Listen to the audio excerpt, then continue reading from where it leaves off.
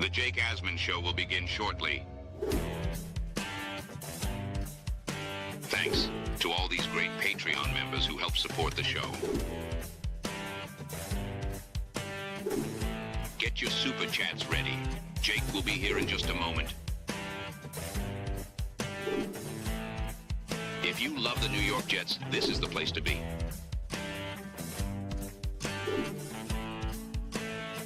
And now, the Jake Asman Show.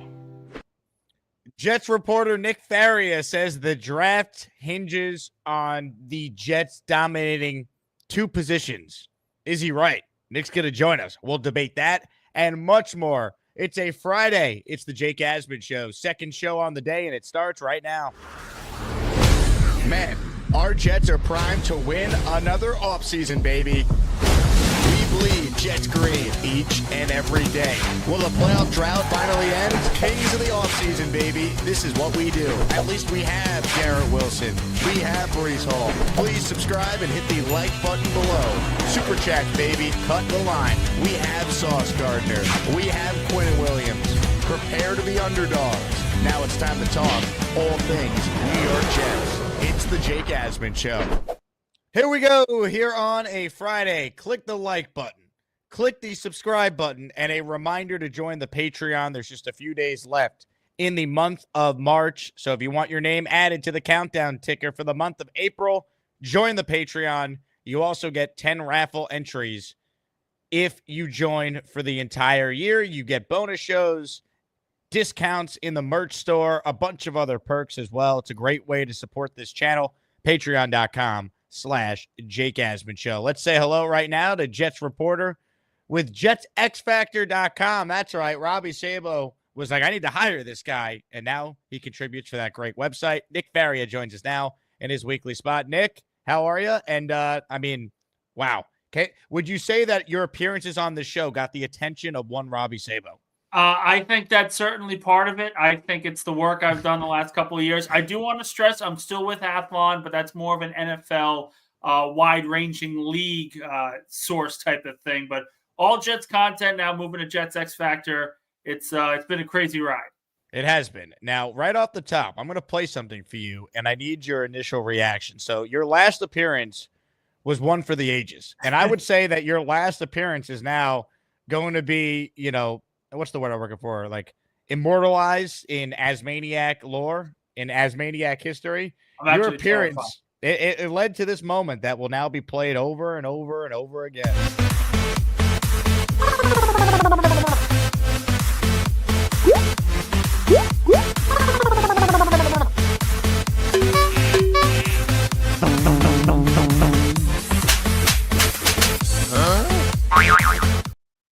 There it is, baby. Nick Faria, part of the Bobby Midnight dancing. That's amazing. Look, it just seems that every Friday this thing goes off the rails, so I'm really excited to see what happens today. That's all I'll say. Very excited. Normally we do this Friday morning, so now we're doing a Friday afternoon, which it could be, could be really off the rails. So who knows what we have in store. We also have ASMANIAC Madness, by the way, coming up for those of you who are sticking around for that. It's a great one. The number 6 seed, Craig from Australia. The 14th seed, Jets Johnny. We've already seen 115 seed and Dave Brigga get to the Sweet 16. Does Jets Johnny have it in him, or will Craig from down under get it done? That's coming your way in just a bit. Nick, I want to talk about a story that you wrote where you talked about the Jets draft hinging on two positions. Before we do that, though, we do have some Jet news to get your thoughts on. Yesterday, the team signed Josh Reynolds, the veteran wide receiver, to a one-year deal worth around $2.75 million in guarantees. What do you make of that signing? Your thoughts on the move the Jets made? I think it was pretty smart. I mean, it's under $3 million a year for this one particular season. Reynolds is a guy that if you look at his overall numbers, his best year came with Tanner Engstrand in his particular offense. So I'm excited to see what that'll look like if he's wide receiver 2, wide receiver 3. This will probably still push the Jets to try and draft a receiver at some point in the 2025 draft. All this really does, though, is add some added competition to Allen Lazard. The Jets are not just going to hand him a job this upcoming season. They're going to add some competition here. Reynolds is like 6'3", so he's got some size to him. He's got some ability. He's got some deep play threat, kind of like what the Jets hoped Allen Lazard would bring a couple of years ago when they signed him to a 4-year, $44 million deal. Does that mean that Lazard is going to stay on the team? We don't know just yet. It's still a wait-and-see product right now. But as of now, we can at least say there is more added competition in the receiver room. I think this move signifies Lazard not being on the team. Like, I think this is a Lazard replacement for when they either trade him to Pittsburgh and Rodgers goes there, or they cut him outright. Like, their career stats are, like, almost identical. Like, I feel like they needed to add somebody to that room because Lazard is just a placeholder for right now. Right. No, and listen, I agree with you. I'm not going to sit here and say that this, Lazard's going to have every opportunity to win the job. I mean, he's owed, what is it, like something around $11 million in salary cap. You can actually save, I think it's close to $6 million by cutting him as a post-June 1st cut. You don't have to worry about any of that. The proof is in the pudding here. We can all see that Lazard's time with New York could be coming to an end. But at the very least, if they choose to keep him, if they want to be able to have some competition here with Reynolds and some of these other guys like Malachi Corley, then this is the kind of move you want to have. This low risk, high upside, high reward type of move that allows you some flexibility going into next season. You got to remember, this year, they've got around $20 million in salary cap space. It balloons to close to $90 million the following year in 2026. So this kind of idea of competing and having all these different players compete for a particular role on the 2025 team will eventually help them pick the players they want to keep around for 2026 and beyond. Hit the like button if you're just tuning in. Comments and questions will be asked to Nick Faria. If you send in a super chat, it will cut the line. I have a programming note. So we did an ASMANIAC raffle at the start of my first show today. We gave away 6 prizes from the 2010 Jets, our 2010 Jets theme raffle. Indy Jets, I need you to answer your email and tell me an address to send your signed Cromartie helmet to. And Lawrence Hobson, I need you to reach out to me because I have no way of getting a hold of you. I don't believe you're a Patreon member. And let me know where I'm sending your signed Nick Mangold jersey to. So the other 4 winners, your prizes have already been sent out, but I need 2 more addresses to send out the final 2 prizes. And on that note, ASMANIAC raffle number 21 is Super Bowl 3 theme, baby. Signed Namath helmet, old school look, and a signed Don Maynard helmet, our top 2 prizes in next week's ASMANIAC raffle. So we move fast around these parts. So gift away for your chance to win those top 2 prizes. Nick, as far as, this roster construction to this point, don't you get the sense the Jets are putting all their eggs in the draft basket at this rate? Like, other than Fields and Stevens, every deal they have handed out in free agency has been a 1-year deal. So essentially, they're banking on nailing this draft. Otherwise, I don't see how this team is going to be very good in 2025. No, but I would also say, let's be fair to the Jets. Was there any top free agent that you felt the Jets needed to be all in on this offseason? I mean, the top guys, really, Carlton Davis, Milton Williams, they got a boatload of cash in their overall contracts. Milton Williams is now the 3rd highest paid defensive tackle in football. Carlton Davis got over $20 million. DJ Reed got over $20 million. So at the very least, I think there's an argument to be made that the Jets understood the market, the overall market in free agency was not very good. The players that were available, they weren't top of the line, can't miss players. So you're better off looking to improve through the draft this offseason as opposed to the past couple of offseason, maybe even next offseason when you've got a little more salary cap to your repertoire. So I think it's fair to say that the Jets are going all in on the draft and trying to improve the team that way. But I also think it's fair to say there is really no other choice. This is a really, really bad free agent pool. Hit the like button if you're just tuning in here. Jets reporter Nick Faria is joining us here in his weekly spot. Let's get to the article that you wrote, all right? The headline, New York Jets NFL draft success hinges on one of 2 positions. Nick, I will post a link in the chat for those to read the full article, but you wrote this column just the other day. Give us your thoughts on the title, And then more details on specifically the positions you're referring to. It comes down to the same thing I've been saying now for 3 months and really the last couple of years. If you are trying to build a consistent championship contender, the main positions you have to figure out are quarterback, offensive line, defensive line, wide receiver, and corner. The Jets have the number one corner. They have their number one receiver. They have, in a way, their bridge at the quarterback position. So they have a starter in mind for next season. What they have to do is make sure that the defensive line and offensive line are 100% ready to go. That means right tackle, defensive tackle, and edge rusher need to be the focus when the Jets make their pick with the 7th overall selection. And to me, it's really not that close.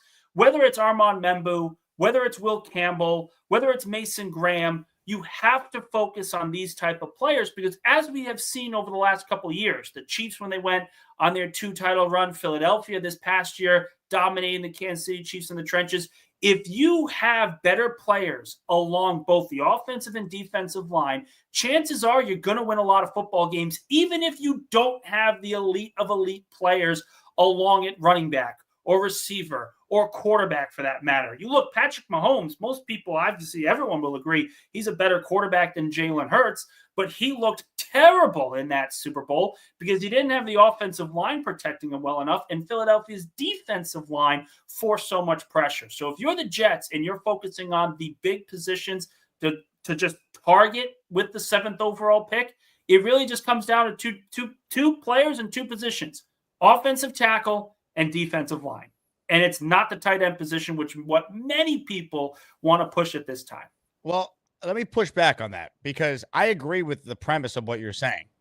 But I think if you look at where the Jets are right now, it's not like they're bereft of talent on either the D-line or the O-line. And it is a strength at defensive tackle in this draft class. And you look at where the Jets are from an offensive line standpoint, they already have 4 of their 5 starters under contract. There's a scenario where they could put AVT at right tackle and then find a guard, or maybe they play Myers for the year at guard and leave Tippmann at center. So basically, I look at the roster construction for the Jets right now, and I say, all right, I see your point, Nick, but the best player on the board at 7 might be Warren, who helps fill a need at tight end, which is a huge need right now, and he's a beast in the blocking game, which helps your offensive line, helps your ground game, and he's the perfect weapon they need over the middle to complement what Justin Fields seemingly is going to do a lot, which is check it down over the middle to the tight end. So that to me would be the argument. Like not every draft is created equal. Warren might be the best player that's on the board over investing in another offensive lineman when you might be able to do that in the 2nd round and find a starting caliber tackle or guard there that could be instantly added to your offensive line in that scenario. You get out what you pay for with certain positions. You get out what you pay for in 1st-round quarterbacks, offensive linemen, and defensive linemen. When you try to go defensive line later on in the draft, you're essentially drafting them for a specific purpose, which can absolutely work. I'm not disagreeing with that. You've seen defensive tackles drafted in the 3rd, 4th, or 5th round that are essentially just told, hey, you are going to be our run stuffer for the next 4 years. And that's essentially what they do for 4 years. But the way I look at it for New York, particularly on their offensive line, because I truly believe whether it's Campbell or Membu, that's got to be the pick. Because you've already said it. There are 4 of the 5 positions we already know that the Jets can go in and feel confident in next season. That's already further ahead than they've been in for a very long time. But imagine what happens when you put in the value for a 5th offensive lineman, that right tackle, to solidify their group for the next decade, where you can have 2 tackles on rookie deals for the next 3-4 seasons. So you don't have to overpay these guys. You don't have to pay them over $20 million. And the better part of this is what I continue to point out, because we're kind of in a deja vu situation. This is essentially the same argument we had last year where the conversation was between Olu Fashanu or Brock Bowers at 10. I still believe the Jets made the right pick with Olu Fashanu. They needed a left tackle of the future. Well, now they need the right tackle. And is Tyler Warren the same type of target that Brock Bowers was, where you take a tight end at 7? in a deep tight end class where every single one of them is really, really good as a pass catcher, you can get great value in the second or third round that can be just as good, if not better, in the right offense than Tyler Warren is with you right there. And you can get a first-round talent along the offensive line, and there always is a drop-off between a first-round offensive lineman or a second and a third one. Do they really need to spend a top 7 pick on a right tackle, though? Like, you could find a good right tackle on day 2, like every other team in the league is. Like, why do the Jets need to use a premium pick on a right tackle? Good or great. But do you need a great right tackle when your quarterback is already mobile and the other areas of your offensive line are solid? It changes everything. Look at what Philadelphia did in 2013. They drafted Lane Johnson. They moved him over to right tackle. He was the 4th overall pick. They could have waited for that because they had 4 of the 5 offensive linemen all figured out. They had a great collection of players already. And they essentially kind of had a scrambling quarterback in Michael Vick, so you didn't have to worry about the quarterback position in a way. But they took Lane Johnson, and that was the best move they could have possibly made because it solidified the entire group for a decade, and it's a big reason why Philadelphia has been so good running the football and protecting the quarterback for the last 15 years. The Eagles are a great example, but like that to me is more of an outlier than anything else, which is how good their offensive line is. They have a Hall of Fame offensive line coach as well. I don't know. I just look at it like they've invested so much in the offensive line, and like if Membu was in last year's class, he's probably the 4th tackle that's getting taken. You know, like you took round. I get it, but like there's going to be I could take the kid from Boston College in the 3rd round and feel like, okay, he's going to be solid. I could put him at guard for a year and then put AVT at right tackle. This team has no weapons right now. They have nothing. They have no one to throw the football to. And when you here's the thing, though. You've still got Garrett Wilson. You've still got Breece Hall. I do believe that Stone Smart can be a very highly efficient player if he's given the targets to do that. I'm not sitting here saying that he's going to be, a fantastic starting caliber tight end, but could he be a valuable piece? Of course. The other side to this is there a massive drop-off between Tyler Warren and some of these 3rd to 4th or 5th options? There's a lot of debate right now between Tyler Warren and Colston Loveland. It's not fully, proven that Warren is the top tight end. I know a lot of teams are kind of split on him, but the drop-off between the top 2 and 3, 4, and 5 at tight end, it's not that steep. It's a lot steeper at tackle this year than it is at tight end. So you can get that great value. Elijah Arroyo from Miami is a player that I continue to think about with the Jets. He's a guy that has some blocking experience, but is really, really good over the middle of the field for the Hurricanes last season. If you're able to get someone like Membu at 7 and then Arroyo in the 2nd or 3rd round, that's a really, really good start for your team on draft night. So would you take Mason Graham or Armin Membu if you could have either one of them? If it was between Graham and Membu, I'd take Membu. He's younger. He obviously will need some seasoning, obviously will need some coaching, but the upside there is a Pro Bowl caliber tackle and the opportunity to surround your next future franchise quarterback with an offensive line that is completely solid and not having one little weakness here or there. If you get all 5 ready to go, that is something any quarterback would want to be a part of because it's so rare in the National Football League now. I probably would take Membu as well. I think the Jets might take Graham in that scenario, though. They might say Graham is the best player on our board, and we're taking him. It's not a bad, but here's the other thing, and I'll sit there and say this. It's not a bad pick either because they have to figure out someone to play with Quinnen Williams confidently enough where he can play every single down. Graham was able to do that in college. He's still a dominant player. I think he can be a very, very solid Pro Bowl caliber target. And if you can get him, Quinnen Williams, Jermaine Johnson when he's eventually back at 100%, and then Will McDonald, that's the making of a really strong defensive line to that point. That's not a bad pick either. But the overall value that I'm talking about, you get out what you put in certain positions. You can get a starting caliber tight end in the 2nd and 3rd round. Can you get those immediate plug-and-play guys at tackle in the 2nd and 3rd round? We haven't been able to see that in recent years. A great example is Kingsley Sumiata. A lot of people liked him coming out of the draft. He was a late 2nd round pick by the Kansas City Chiefs, and the Chiefs couldn't play him last year because they essentially said, you need to sit for a year. And the Chiefs' offensive line problems are very well apparent, especially after their Super Bowl loss. If they focused on offensive line in the first round, maybe that conversation's a little bit different. But if you're going to target players of high value, it's got to be defensive line and it's got to be offensive tackle. Hit the like button if you're just tuning in. Comments, questions, super chats. We'll cut the line. Do you agree or disagree with Nick Faria that the Jets need to take a D lineman or an O lineman no matter what at 7? My biggest thing, honestly, right now would be to trade out if possible. This team needs picks.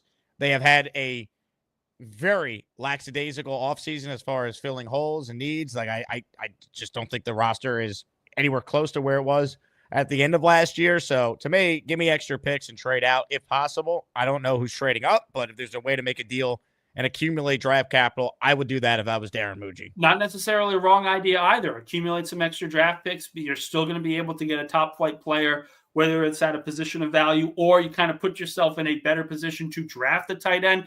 I hate a tight end at 7, particularly one where it's Tyler Warren or Loveland, where they're really good, but are they Brock Bowers worthy of kind of being a top 10 player? Absolutely not. I wouldn't take a tight end at 7 overall, just like I wouldn't take a running back or a safety 7th overall. There are just some positions that are not valuable right away with that top pick, because you're going to have to re-sign them pretty quickly to these long-term deals, and these contracts are going to go through the roof. I don't want to pay a tight end $15 million a year early in the process. I'd rather pay a tackle that or a defensive tackle that. But the way I look at it, sure, a trade down absolutely makes sense. If you can find a way, if Shedeur Sanders or the Saints in general want to trade up and you're trying to back out, trying to get into the teens, and then you want to take a tight end, that makes a lot of sense. That at least makes more sense than taking one at 7.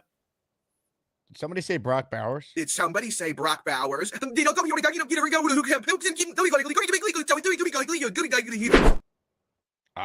Never forget the Bowers debate of 2024. But we're kind of in that same debate here, right? It's, do you take Brock Bowers at 10 or do you take Olu Fashanu? And a lot of people wanted Brock Bowers. People are still angry. I think it's different though. Like I understand your point, but like last year they had Rodgers coming off the injury at 40 years old. They signed Tyron Smith, who we knew was going to be a problem injury-wise. We didn't think he'd be washed. You knew that he wasn't going to play a full 17. Right. Absolutely. And as much as we all love Morgan Moses and the guy's a warrior, his last year in Baltimore, he missed some time playing with the shoulder injury. He still gutted it out, but he didn't play every game. And so, like, you knew there was a chance he'd be dealing with stuff. So to me, I was fully on board. Take the tackle. It was a great tackle class. You needed a left tackle. This year, I mean, you have a left tackle, and if the weakest link is a right tackle, like you should be able to function as an offense if 4 of your 5 starters are pretty good. And I think they have a really good center. I think ABT is a really good guard. I think Simpson's a really good guard, and I think Olu's a stud. Like I think they have enough on the O-line to justify if they believe Warren's that type of player that could be that impactful, and he, unlike Bowers, is going to really help you in the running game because he's such a willing blocker. I would understand the thought process that they actually took him at 7. They have a good offensive line now. I would say good. They can be great, and they can be they could be impact changing, franchise changing if they take the right first round tackle. I believe that tackle is really split between Campbell and Membu. You can't go wrong with either player, in my opinion. I look at it as, okay, do we want to have a good offensive line that we can sort of plug and play with this rotational piece of right tackle, or can we get the true plug-and-play starter day one where we do not have to worry about the offensive line going into next season? I look at that as the clear-cut reason why. Big fella says, Nick, what round was Mailata drafted? Well, I think the conversation about Jordan Mailata has to be, number one, who's his offensive line coach? Because there's no way in hell he would be able to be as successful if Jeff Stoutland was not his offensive line coach. Secondly, what people continue to forget about the Mailata pick is that the very next season they drafted Mailata in the 7th round, they took a left tackle in the 1st round. Andre Dillard was a 1st-round selection, 22nd overall by Philadelphia in 2019. They were hoping that Mailata would be the swing guy. Unless there is another Australian athlete coming out of the woodwork and you trust your offensive line coach to be able to take these guys and make them into all pros, you're going to get out what you put in at the position, which means you got to take the tackle in the 1st round. Ladies and gentlemen, he is Nick Faria. If you want to argue with him, you can call in. The Gustbuster hotline link is officially pinned in the comments. Let's get to what everyone's here for. ASMANIAC Madness. Let's set the scene. Folks, we've had some upsets in this tournament. I don't know if anyone could have predicted this, though. Both Bobby Midnight and Mikey Midnight are gone before the Sweet 16. You had Jake Quest eliminate Bobby yesterday, and on our first show today, Ricky NY with a dominant showing knocked out my pick to win the whole thing. Mikey Midnight. Ricky. I mean, Nick was all over Ricky from the beginning. He said on he said during the week the brackets came out when we were in Indy at the combine that Ricky was his pick to win the whole thing. And I mean, man, Ricky NY with a dominant showing earlier, looking good. Now sets the stage for this. Craig from Australia and Jets Johnny, a 6 seed versus a 14 seed. Jets Johnny eliminated Allen in the opening round. Craig won the All-Australia battle against Sarah in his opening round matchup. So the stage is now set. We need everyone out there to vote in the YouTube poll in the live chat. Ladies and gentlemen, let's hand things over now to Jim Nance to get things started. It's time for ASMANIAC Madness. Who will cut the nets down as the top ASMANIAC for 2025? Some of you don't even care, but we do. Let's get to it. Vote. Yeah, here we go. Let's find out who the people want to see in the Sweet 16. SXHBK cuts the line with a super chat here. Thank you. Nick, who are the Jets drafting at 7, and why is it Jackson Dart? Also, Jerry is right about the moon, and it never happened. That would be Gary. What a start here. Jackson Dart at 7 would cause real harm to me, and I'd be worried about my health at the draft party I'm hosting at Clinton Hall. Talk me off the ledge here, Nick. Tell me Jackson Dart will not be picked at 7. I don't think he's going to be picked at 7 at all. I don't even think he's going to be part of the conversation. Now, if they were to trade back, maybe pick up another second or a third round pick and say, hey, we like that Jackson Dart at 17 or 15, then that conversation may be possible. But at 7, absolutely not. I don't see that happening. As far as the second comment there, what do you have a take on the moon landing? It did happen. I'm not one of these conspiracy theorist guys. My conspiracy theorists all stem around football and how everything is rigged. B. Ramos with an ASMANIAC super chat. If you're drafting someone in the top 10, they shouldn't need to be coached up. In my opinion, Warren gives you options. He could do a lot on the field. Well, I think that's being disingenuous to what the tight end position is in the National Football League, because it takes a while for tight ends to get ready. Because first off, they need to figure out the different schematics of actually run blocking. And then you've got to work on his actual route tree, which is far more complex in the National Football League than even in college, even at Penn State. To assume that this is going to be a seamless transition would be foolish, in my opinion, because the tight end position has so many responsibilities on the football field. It's why, listen, if you're going to take one, you probably should take one in the second or third round anyway, to give him that opportunity to sort of grow, and you don't put all the pressure on him to play right away. Ladies and gentlemen, Nick Faria is our guest. Read his most recent story over at jetsxfactor.com. Very important question was just asked in the chat here that I highlighted to bring up on the screen. J-Quest wants to know, is Connor Long still in the hole? Well, earlier on the first show today, Connor Long was sent to the hole because the chat was irate with some of his takes about Garrett Wilson. But since we actually like Connor, he was removed from the hole. What do you say about Garrett Wilson?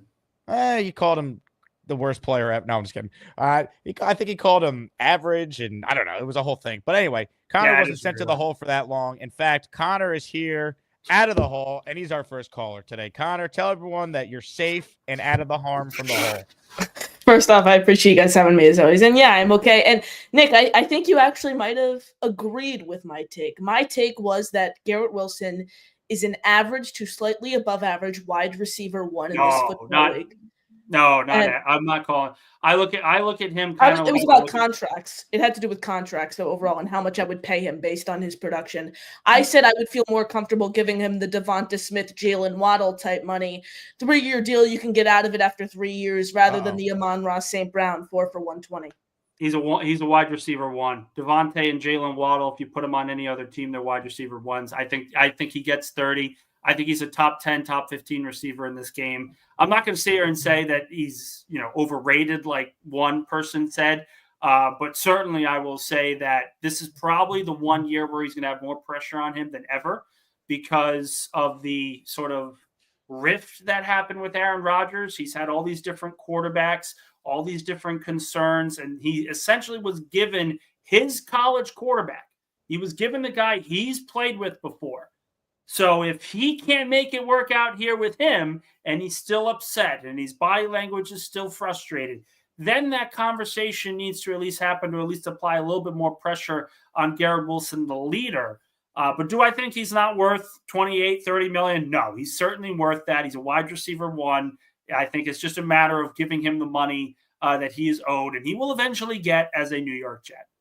Now, I have to push back on something you said about Membu, Nick, because you're talking about him being the right pick at pick 7. Before he went to the combine, he was viewed as a end of the first round, early, even middle of the second round type guy. And then he goes to the combine and he has these crazy measurables. How much stock do people really put into these measurables when it comes to where Armand Membu is going to be selected compared to the actual product on the field? Before the Senior Bowl, Quinyon Mitchell was a second round pick, and he ended up ballooning because of the Senior Bowl and combine into the first round. People thought he was going to go top 15. He ended up going at 22, 23. Yes, it matters. And yes, it could actually help out people's draft stock. The fact that a tackle can run a 4.91 40 time is fantastic. It shows his athleticism. I wouldn't overrate that at all. I think it's perfect encapsulation of the focus of what teams need to have. Every organization in the NFL is looking for offensive linemen, whether it be for depth purposes or starter purposes. If you can get a guy that is athletic and has the footwork and has the coachable abilities to be able to improve like Membu has, then you take them, even if it's a little bit higher than you would normally expect to begin with. Now, Nick, how do you think Mason Graham is going to be able to come in and play next to Quinnen effectively? I mean, he's under 300 pounds. I think he kind of has a similar skill set to Quinnen. Wouldn't you prefer maybe waiting until one of the later rounds, get a guy like, not even one of the later rounds, Tyleik Williams, for example, 6'3", 337 pounds. You could bring him in the second round, and he could be your true run stuffer rather than trying to use a first round pick on someone who's under 300 pounds. It's an okay run stuff. I want to go weapon in the first round, and then I want to look to the trenches in some of the later rounds. And Jake, I really liked your take about Ozzie Trapillo. He's one of my top tackles. He's 6'8", 311 pounds. Someone who is really going to help you in the run game. He played a run-heavy scheme at Boston College. I think he could really help you, and you don't need to use that first-round pick on him. So that's where I am right now, but I appreciate you guys taking my call as always. Connor, you were very close to being sent to the hole. I was wondering if someone was going to gift 10 memberships or throw a $50 super chat, and I mean, rules are rules around here. I would have sent your ass there as quickly as possible, but no one did. I made it out alive. I made it out alive. I appreciate you guys. Have a good night. Ladies and gentlemen, Connor Long. All right. Comments, questions, super chats. We'll cut the line around here. Let's see. Beastbreaker writes in, I got kidney stones. This is bad. Beast, you got kidney stones. Nick, do you have any medical advice for Beast? Go to a doctor.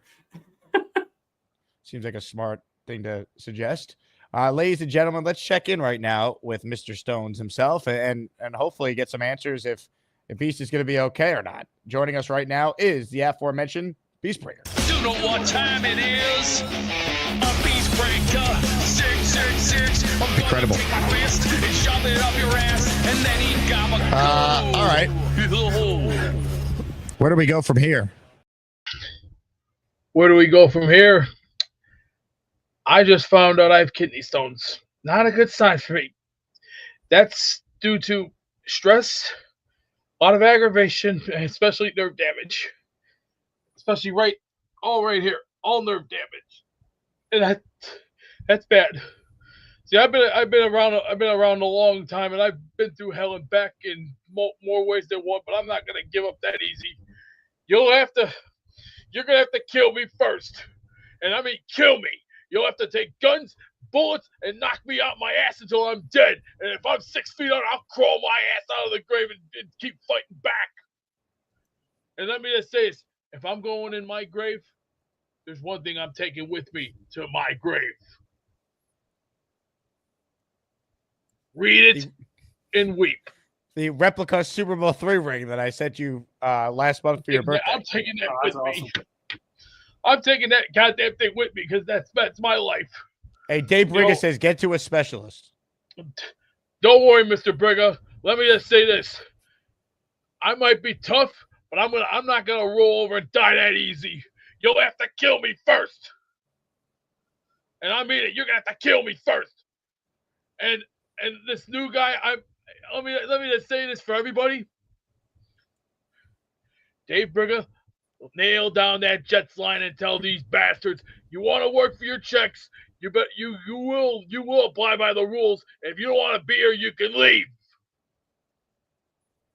And we mean it. I'm sick of it. I'm sick and tired of this team goddamn losing. You think I don't like it? You think I don't like that pit in my stomach getting up every day to read those papers and say, oh, look at this. The Jets are losing. The Jets are losing. That makes me angry. That's like ripping my heart out of my chest and putting it on a stove and cooking it for breakfast. It's sickening. I may have feelings, but I'm going to tell you one thing.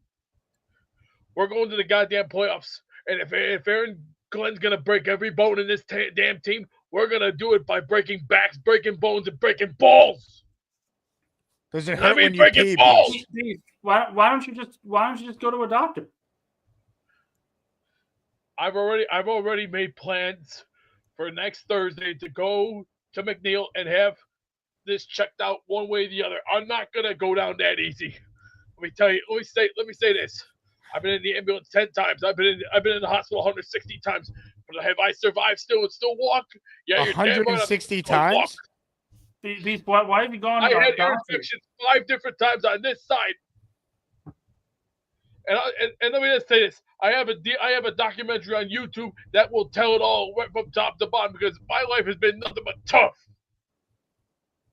Big fella with some medical advice for you. Big fella, let me just say this. I've been to hell and back with plenty of bastards in my life. Plenty of them. They've come, they've gone, and I've sent them packing. And they know they don't want none of me because I will break one of them in half. Let me just say this. From traveling to going to war to fighting to going in free spirit. And then right now, I'm trying to regain confidence back in myself. I'm not going down that easy. You're going to have to shoot me down, kill me, or take this thing called a heart out of my chest and rip it out. You know what time it is? A Beastbreaker 666. I'm gonna take my fist and shove it up your ass, and then he gotta go. I'll tell you what. I believe in Beast. All right, he's gonna pee out those kidney stones, the likes of which we haven't seen before. I don't think this is something to get over. Like, obviously, you never want to have kidney stones, but just go to a doctor, get it removed, and everything will be fine. Now, Gator apparently spoke to Beast 20 minutes ago, and he was fine. So I'm not really sure what the real story is, but I just received that text from Gator. So I don't know what was happening there, but Beast, I hope you feel better.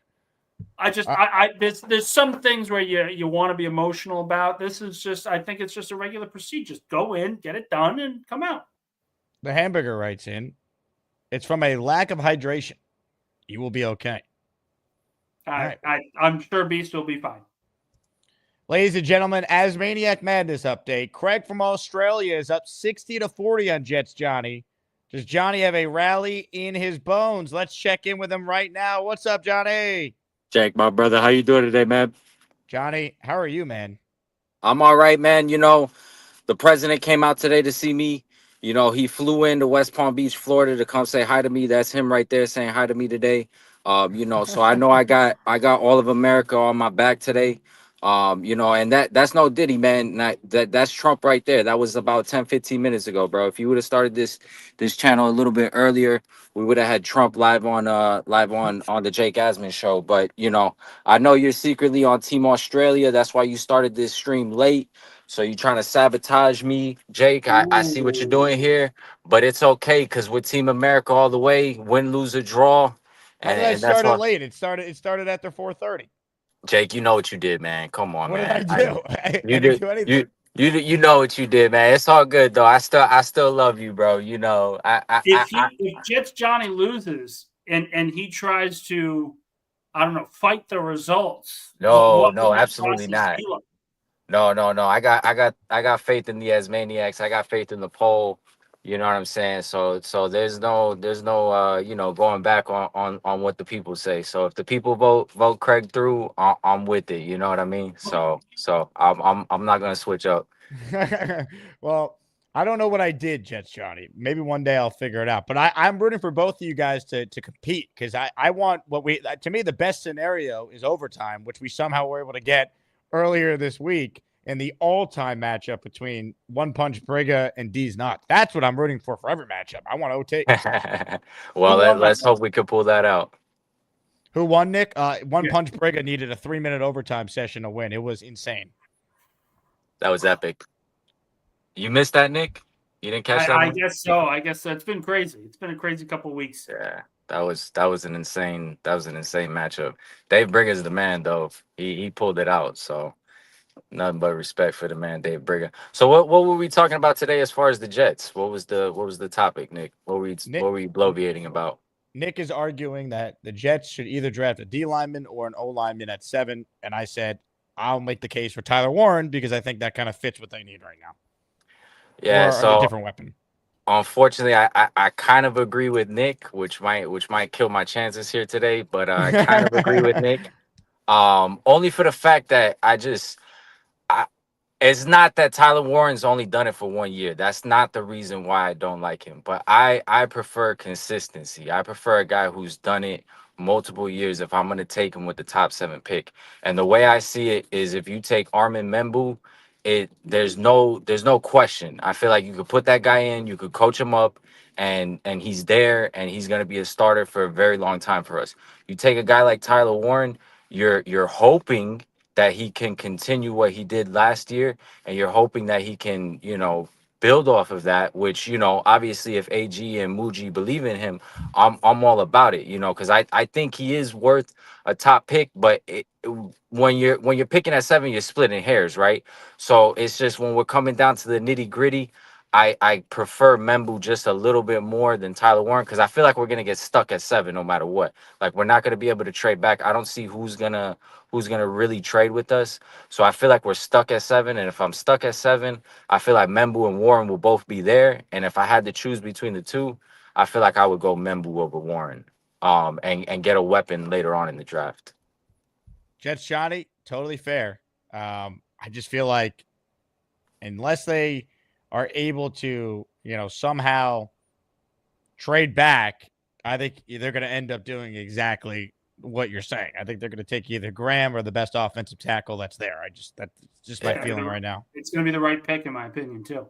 Yeah, I mean Graham would be great too, but I think he's gone before we pick. So well, it depends. It depends. So I kind of ran through it yesterday or a couple of days ago with JetCast, and they were like, "Oh, is Membu even going to fall to us?" And I said, "Well, if you think about it, Cam Ward going 1, Shedeur Sanders or any of those top guys, Travis Hunter go at 2. You have 3 if Sanders falls to the Giants, that could be the pick. Travis Hunter could be the pick. And then you have Abdul Carter at 4. At 5 with Jackson will probably be the top defensive player because they are in desperate need of those guys. Then at 6, the Raiders, everything I've heard they're taking Genty. So you're essentially going to have both Membu and Warren to choose from, and then it just comes down to overall preference of what positional value teams would prefer. Yeah. What do you think if Shedeur slides to 7? Like, what do you think we might be able to get in a potential trade down, and like who would be willing to come up? Because I've heard like Pittsburgh might be willing to because they don't have a quarterback yet. But sliding down to 21, I don't know how I feel about that. It honestly, the wild card is going to be New Orleans. If New Orleans wants to trade up, that's probably a team to try and strike a deal with. Because I know Kellen Moore is going to want his quarterback moving forward. It's just going to depend to see what happens. No doubt. Maybe we get Chris Olave in that trade. How everybody wants. Everybody's on that Chris Olave. I don't think train. That's going to be part of it. No, I know. I don't get the Chris Olave stuff. Like he's okay, but I'm not trading future assets for Chris Olave and then having to sign him up and long term and whatnot. I'd rather get somebody in the draft for that, and but. Jets Johnny, I want you to know something. I respect you. Sir. I love you. I think you're a great caller. And what I'm going to do right now is play the incredible track that you made that we played kind of long. Hold on. StreamYard's still glitching. This software's a joke. StreamYard, you're worse than the 2024 Jets. But anyway, I you're thought I back, turned Jets into Johnny. Craig for a second. No, you're back. What I'm going to do right now is play the song you made because I think it deserves some more airtime, and I want you to know that I'm a big believer in yours. I'm a supporter. I appreciate you, Jake. I was gonna say, man, actually, I have a request. I don't ask for too many of them, but I have a request for you. You know, we got a great patriot in the Asmaniacs. You know, Robert C., who did an amazing rendition of the Star Spangled Banner. So I was wondering if you know, instead you might be able to play that for the Asmaniacs, because that's one of my favorites, and you know, kind of fitting with the theme today. I love it. I don't know if I have that cut handy though. I think Nick Shine plays that all the time on his show. Got you. All right, no doubt. I thought I'd just request that one, but all right, fellas, appreciate you. I'll call back in later. Ladies and gentlemen, Jets Johnny, he's trying to get your vote. Can he pull off an upset over Craig from Australia? It will not be easy, but you know what they say. You got to be in it to win it. Hit the like button. Comments. See, this is what I mean. If I switch, I just don't even get me started. I've had the worst tech issues I've ever seen with this app, this program the last couple of days here. Super chat here from Sam. If Shador falls to 7, how about picking him? I personally wouldn't. I would look to trade out and see if someone would want him. Your thoughts on Sanders? If he's there at 7, should the Jets take him? He'll certainly be in consideration. I think the Jets will be very happy if that were to happen. I don't think it's going to. I think the buck ends with the Giants because the Maras have essentially told them we need a young player at the quarterback position to develop behind. So I don't see him falling to 7. But if he is, and the Jets take him, then that means they fell in love with him in this process. They felt that something regarding his athleticism, his accuracy, made sense to make him the future of the quarterback position. And there's an argument to be made for drafting a quarterback. Look at the Arizona Cardinals. They drafted quarterbacks in back-to-back drafts. Now, was it super smart? Most people will say no, but they needed to find their franchise quarterback, and they were going to take as many gambles as they possibly could in order to do that. First, it was Josh Rosen, then it ended up being the guy that they have now in Kyler Murray. I'm not sitting here saying that, they need to take him over Membu or all these other guys, but when we're talking about the quarterback position, you need to get the right guy. And if it means taking multiple year after year after year until you find it, then so be it. Beastbreaker's kidney stones have written into us, Nick. Storm Rock Stones, stuck in this crybaby, get us out. I mean, look, he's got to pee him out. That's the only way you get out of these kidney stones, right? I think that's it. I don't think that's really anything to be, obviously it's not really painful, but just go to the doctor. Go to the doctor. Get it figured out. AZ Frankie Castle with an Asmaniac super chat. Warren or McMillan in the long run, who works better for us? If Warren doesn't end up being as good as Bowers, and I think he's a wasted draft pick. I mean, if the standard is he's got to be Bowers, that's not fair to Warren. But yeah, I do think and he's going to fail because Brock Bowers was incredible and he's really the best tight end prospect we have seen. Look at Kyle Pitts. Everyone was talking about Kyle Pitts being this great tight end prospect, and really, you look at it and you say, oh, well, he's not really that good in Atlanta. Whether he was used properly or not is irrelevant. Is Tyler Warren, Kyle Pitts, or Brock Bowers? I don't really see that because I think Colston Loveland and him are neck and neck in that kind of conversation. I don't think it's just Tyler Warren that you would have to debate. That's really the true crux of the issue. There are NFL teams that actually like Loveland more than Warren. So if you have that kind of conversation, then maybe this isn't the tight end class to take one in the top 10. Hit the like button if you haven't already. Keep voting in Asmaniac Madness. When you go to vote, make sure you hit the like button. We have 250 votes, but only 134 likes. Craig from Australia leading Jets Johnny 63-37 here on the show. We've heard from Jets Johnny.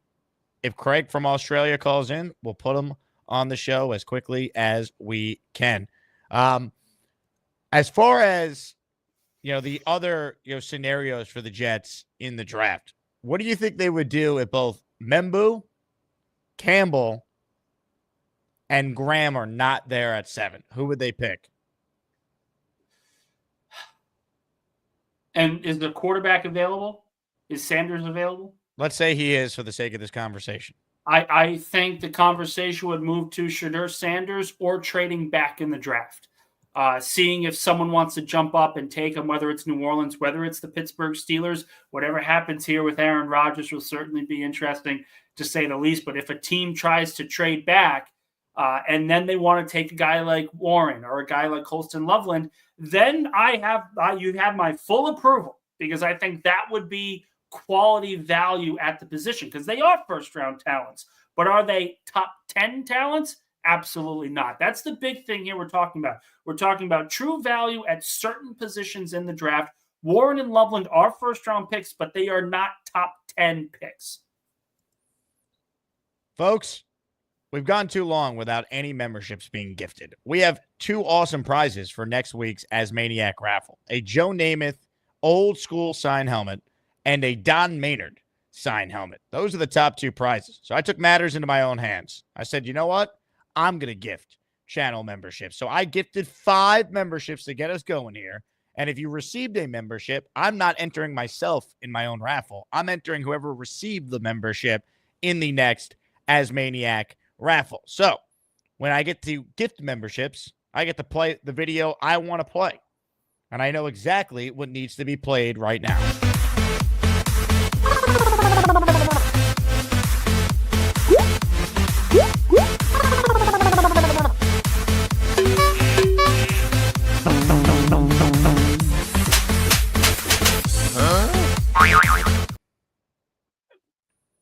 Nick, the people are asking you to recreate that moment. Can you give us one of these again? I don't. So I think I can only do like that, but I got to be honest. It's got to be in the moment, because I didn't even really know that was my expression. It was more just stunned silence in that particular situation. Here are the 5 people who are in the raffle because they just became ASMANIACs. Big Homie, Alex Perez, Mark Elizondo, RB, LA, all receiving channel memberships. We've had a couple other people gift. Man with a Rake has gifted a channel membership, and the big fella has gifted a channel membership. So 2 more entries in the raffle for each of those fine gentlemen. The following 2 listeners are now ASMANIACs: Julian Manfredo and Bihas, both receiving memberships there from Man with a Rake and the big fella. Let's squeeze in some more calls with Nick before we say goodbye. Let's check in right now with the Kyle Clifton. What's up, Kyle? What's going on, gents? How you doing? I think that the problem with the year that Kyle Pitts was taken is that there were just better players to take in that draft. Was he taken 4th overall? He was. Correct. I mean, that's staggering, right? Like, but in this draft, I don't think the draft is nearly as good as drafts in recent years, and it kind of evens the playing field for someone like Tyler Warren. I'm a Tyler Warren guy. I think he would help in the trenches. I think he would help in the flats. I think he would help over the middle. And we need weapons, right? I think that especially if, offensive linemen aren't flying off the board there at 7, take Warren, and then you're pretty confident you might be able to get a guy to plug and play at 42.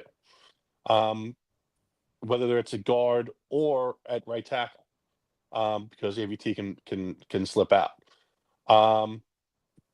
That's just my thinking on it. I would not be adverse to taking 2 tight ends in the first 4 or 5 rounds in this draft, because I think that there's going to be some 12, and I think we really need to upgrade the room. Obviously, we need to grab a wide receiver at some point. We need to grab a offensive lineman at some point. We need to grab interior defensive line at some point.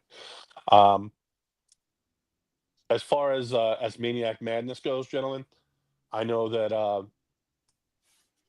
Jay Graves had issued a bit of an apology to me for some of her comments yesterday morning show. It was never ever anything in my post on Patreon about me being the only one who understood the nature of the best trophy. This is something that we're gonna try and hash out over the next few days before we get to our matchup, which is coming up. Is it Monday morning, Jake? That sounds right. Let me check that schedule for you right now, Kyle. Hold on. It is Monday morning, and then the afternoon show that day is the Bonesy versus Chef Kevin battle. Right, but I mean, Jay Graves was very gracious, and you know, we IM'd offline. We have a pretty good relationship. You know, from my standpoint, you know, I understand the pressure that comes along with going up against someone like me. I'm a pretty good caller. I intend on winning. And that's pretty much all I have to say about that. I'm looking forward to meeting up against her. Hell yeah. Kyle Clifton. Very confident. Very, very confident that he is going to roll through. Not I wouldn't say that, but you know, to quote one of our callers here, it's important to believe in yourself. That's one of the Garyisms that you can definitely take away, right? Instead of like the moon landing and, you know, eating butter out of the wrapper. You would say you believe in achievement. Oh, who doesn't believe in achievement? I mean, Dave Brigger himself is proof of achievement. Yeah, when I think of achievement, it literally is just Dave Brigger. Well, you look at how he's done in this tournament. How can you not believe in achievement? I know. Yeah, it's well said. Thanks, guys. Kyle, thank you. Speaking of Dave Brigger, I need the chat to help us out with something. So yesterday on the show, we threw around the idea of Dave Brigger shirts being in the merch store. Brigger State shirts, right? In honor of Jake West's famous prank call to WFAN, Brigger State. Well, the Asmaniacs have come through. I have 4 designs for potential Dave Brigger themed shirts. And I want to get a feel in the chat, which one do people like the best? The problem is I normally would just run a poll, but we can't run a poll all March and first week of April because we have this ASMANIAC Madness tournament going on. So I'm just going to get a feel early on and we'll decide what we like. Here's the first shirt. I'm not going to say who made them because I don't want any of the chat just to side with their friend if they know the person who made it. So just you guys tell me what you like. This is shirt 1. This is shirt 2. This is shirt 3. And this is shirt 4. So you guys tell me what you think would look the best for Brigger State. I'm going to play them again, once again. Each shirt, one by one. This is shirt 1. This is shirt 2. And I love all these, by the way. I just want to give a shout out to everyone who puts time to make this wacky show part of their lives. This is shirt 3. And this is shirt 4. So you guys tell me in the chat what you like. I'm seeing a lot of love for 4. Seeing some love for 1 and 4. I really like 1. So this is 1. Nick, you like this one the best. I like that one. Let's see. I think 4 is winning just reading the comments initially. But no decisions being made today. And if anything, we maybe can make a full line of Brigger State shirts if people actually want that. But just to give people an idea of what goes on behind the scenes, we have some incredibly talented Asmaniacs who immediately sent me some great designs. I love it. Incredible. All right. I think before you go, Nick, we should probably check in with Beastbreaker, right? You want to make sure he's okay. Absolutely. Yeah, because, obviously, he's dealing with the kidney stones right now. So we just want to make sure he's doing mighty fine. You just don't know with Beast. Ryan with a quick super chat for us here. Can the chat get it together and vote Jets Johnny? Jets Johnny could use your vote because right now Craig from Australia is up 62-38. We got some memberships that were gifted, so we'll get to that. But let's find out how Beastbreaker is doing. We're going to check in with him right now. So joining us on the Gusbuster hotline is the Beast himself. Welcome, my friends, to Promoter's Corner. JD Bergman here again with, well, I'm not really sure. This is either Monster number 1 or Super Destroyer number 2. What would you like to be known as? I'll give him one of these, and I'll give him one of those, and one of these, and I'll give him one of those, and I'll choke him like this. All right, I choke him like this, and I'll give him. Oh yeah.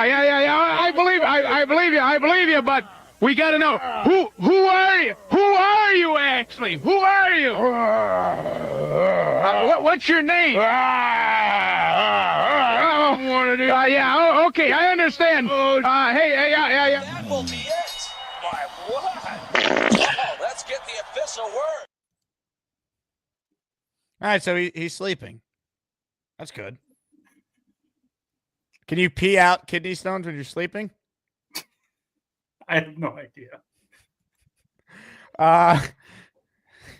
Incredible. Nick, thanks for joining us. Happy Friday. Happy Friday. I'll see you guys next week. Nick Faria, JetsXFactor.com, Athlon Sports. Love it. Appreciate you, Nick. Jersey Jet is in the raffle for one. Thank you, Jersey Jet. And how about this? Who else but Mimosa? She just sent me a photo on the Discord of her pink Gustbuster umbrella that arrived. Mimosa's in our next raffle for 10. She won the signed Bart Scott jersey earlier today, and now she's gunning for a Namath helmet or a Maynard helmet and more prizes to be announced. Thank you, Mimosa, for your generosity and tremendous support of the Jake Asman Show. If you hear your name, these are from Mimosa. Carl Duncan, Rob DeMom, Ferris Grimm, Motivated T, Chris Peterson, Rich Rise, Les Comar, New York Jets Smoking Lounge, Lou Rodriguez, Bronx Animal, Josh S., all receiving channel memberships there from the Mimosa. Fiore with a super chat. Paul, you better be coming to that draft party, man. We need your rational Jet takes there. If Shador falls, they should trade the pick. I agree. Dart will be a better pro than him. That I have no idea about. But I don't think there's a huge difference between Shador and Dart, which is why I'm out on Shador in the first round. He believes Dart's more athletic and has a better arm. He might. Jets are in a rebuild, need 2 good drafts, and to find a future quarterback feels like they won't be it. I'm all for getting extra picks because I think there's probably about a 25% chance Fields is our guy. I agree. Big Fella says, Jake, the Big Fella campaign is rolling. Get ready to crack that Henny bottle. Hey, you take down Gorman. I'll crack it open, Big Fella. Ferris, super chat, LMAO. Thank you, Ferris. Rick Kent in the Asmaniac raffle for 10. Who but Rick Kent?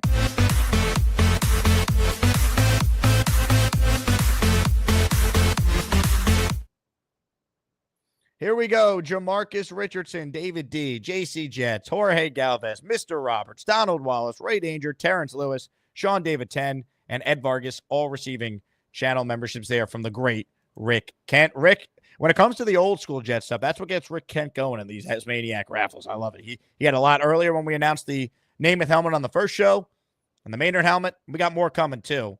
Stay tuned. It's Super Bowl 3 themed for our next Asmaniac raffle. You know, the New York Jets, Super Bowl champion, New York Jets. All right. Oh, how about this? Craig is here. He's competing right now against Jets Johnny, and he's gifting for the people. 10 channel memberships. Craig has just gifted. Let's go. We're the freaking New York Jets, so we're built for this shit. Oh, yeah. These are from Craig. Matt, Zach Burkhart, TP Jet, Michael Fellas, AZ Jets, Sean and St. Augustine, Slaps, Tony Formaggio, DVZ, JC, Brandon Hare, all receiving memberships there from Craig, Down Under. Appreciate you, Craig. Let's check in with a fellow Australian. He just happens to be in Finland right now, but he's from Australia. Australian Jet fans on the line. Hello, Australian Jet fan. Hey Jake, how are you? Good, man. I just like to start off by putting up some prayers for Beastbreaker. If he really does have those kidney stones, and that is painful. Not that I've experienced myself, thankfully, but I hope he ends up okay. But I'm on Team Craig today. Sorry, Jets Johnny. Look, I appreciate everything you've done, and it is a very compelling argument for votes, but I can't vote against the fellow Australian. Look, that's fair. We know Jets Johnny is, a 14 seed in this. By the way, I messed up the poll. I put Jets Johnny mistakenly as an 11. He's actually a 14. Not that it matters, but look, they're both great callers. Jets Johnny, to me, did his job. He knocked Allen out, which is all I really cared for. And he just, whether he went up against Craig or Sarah, it was going to be tough. Those are 2 beloved callers. Yeah, and like Nick said, I heard him say before. It was actually as soon as I heard him say this, I decided to call in.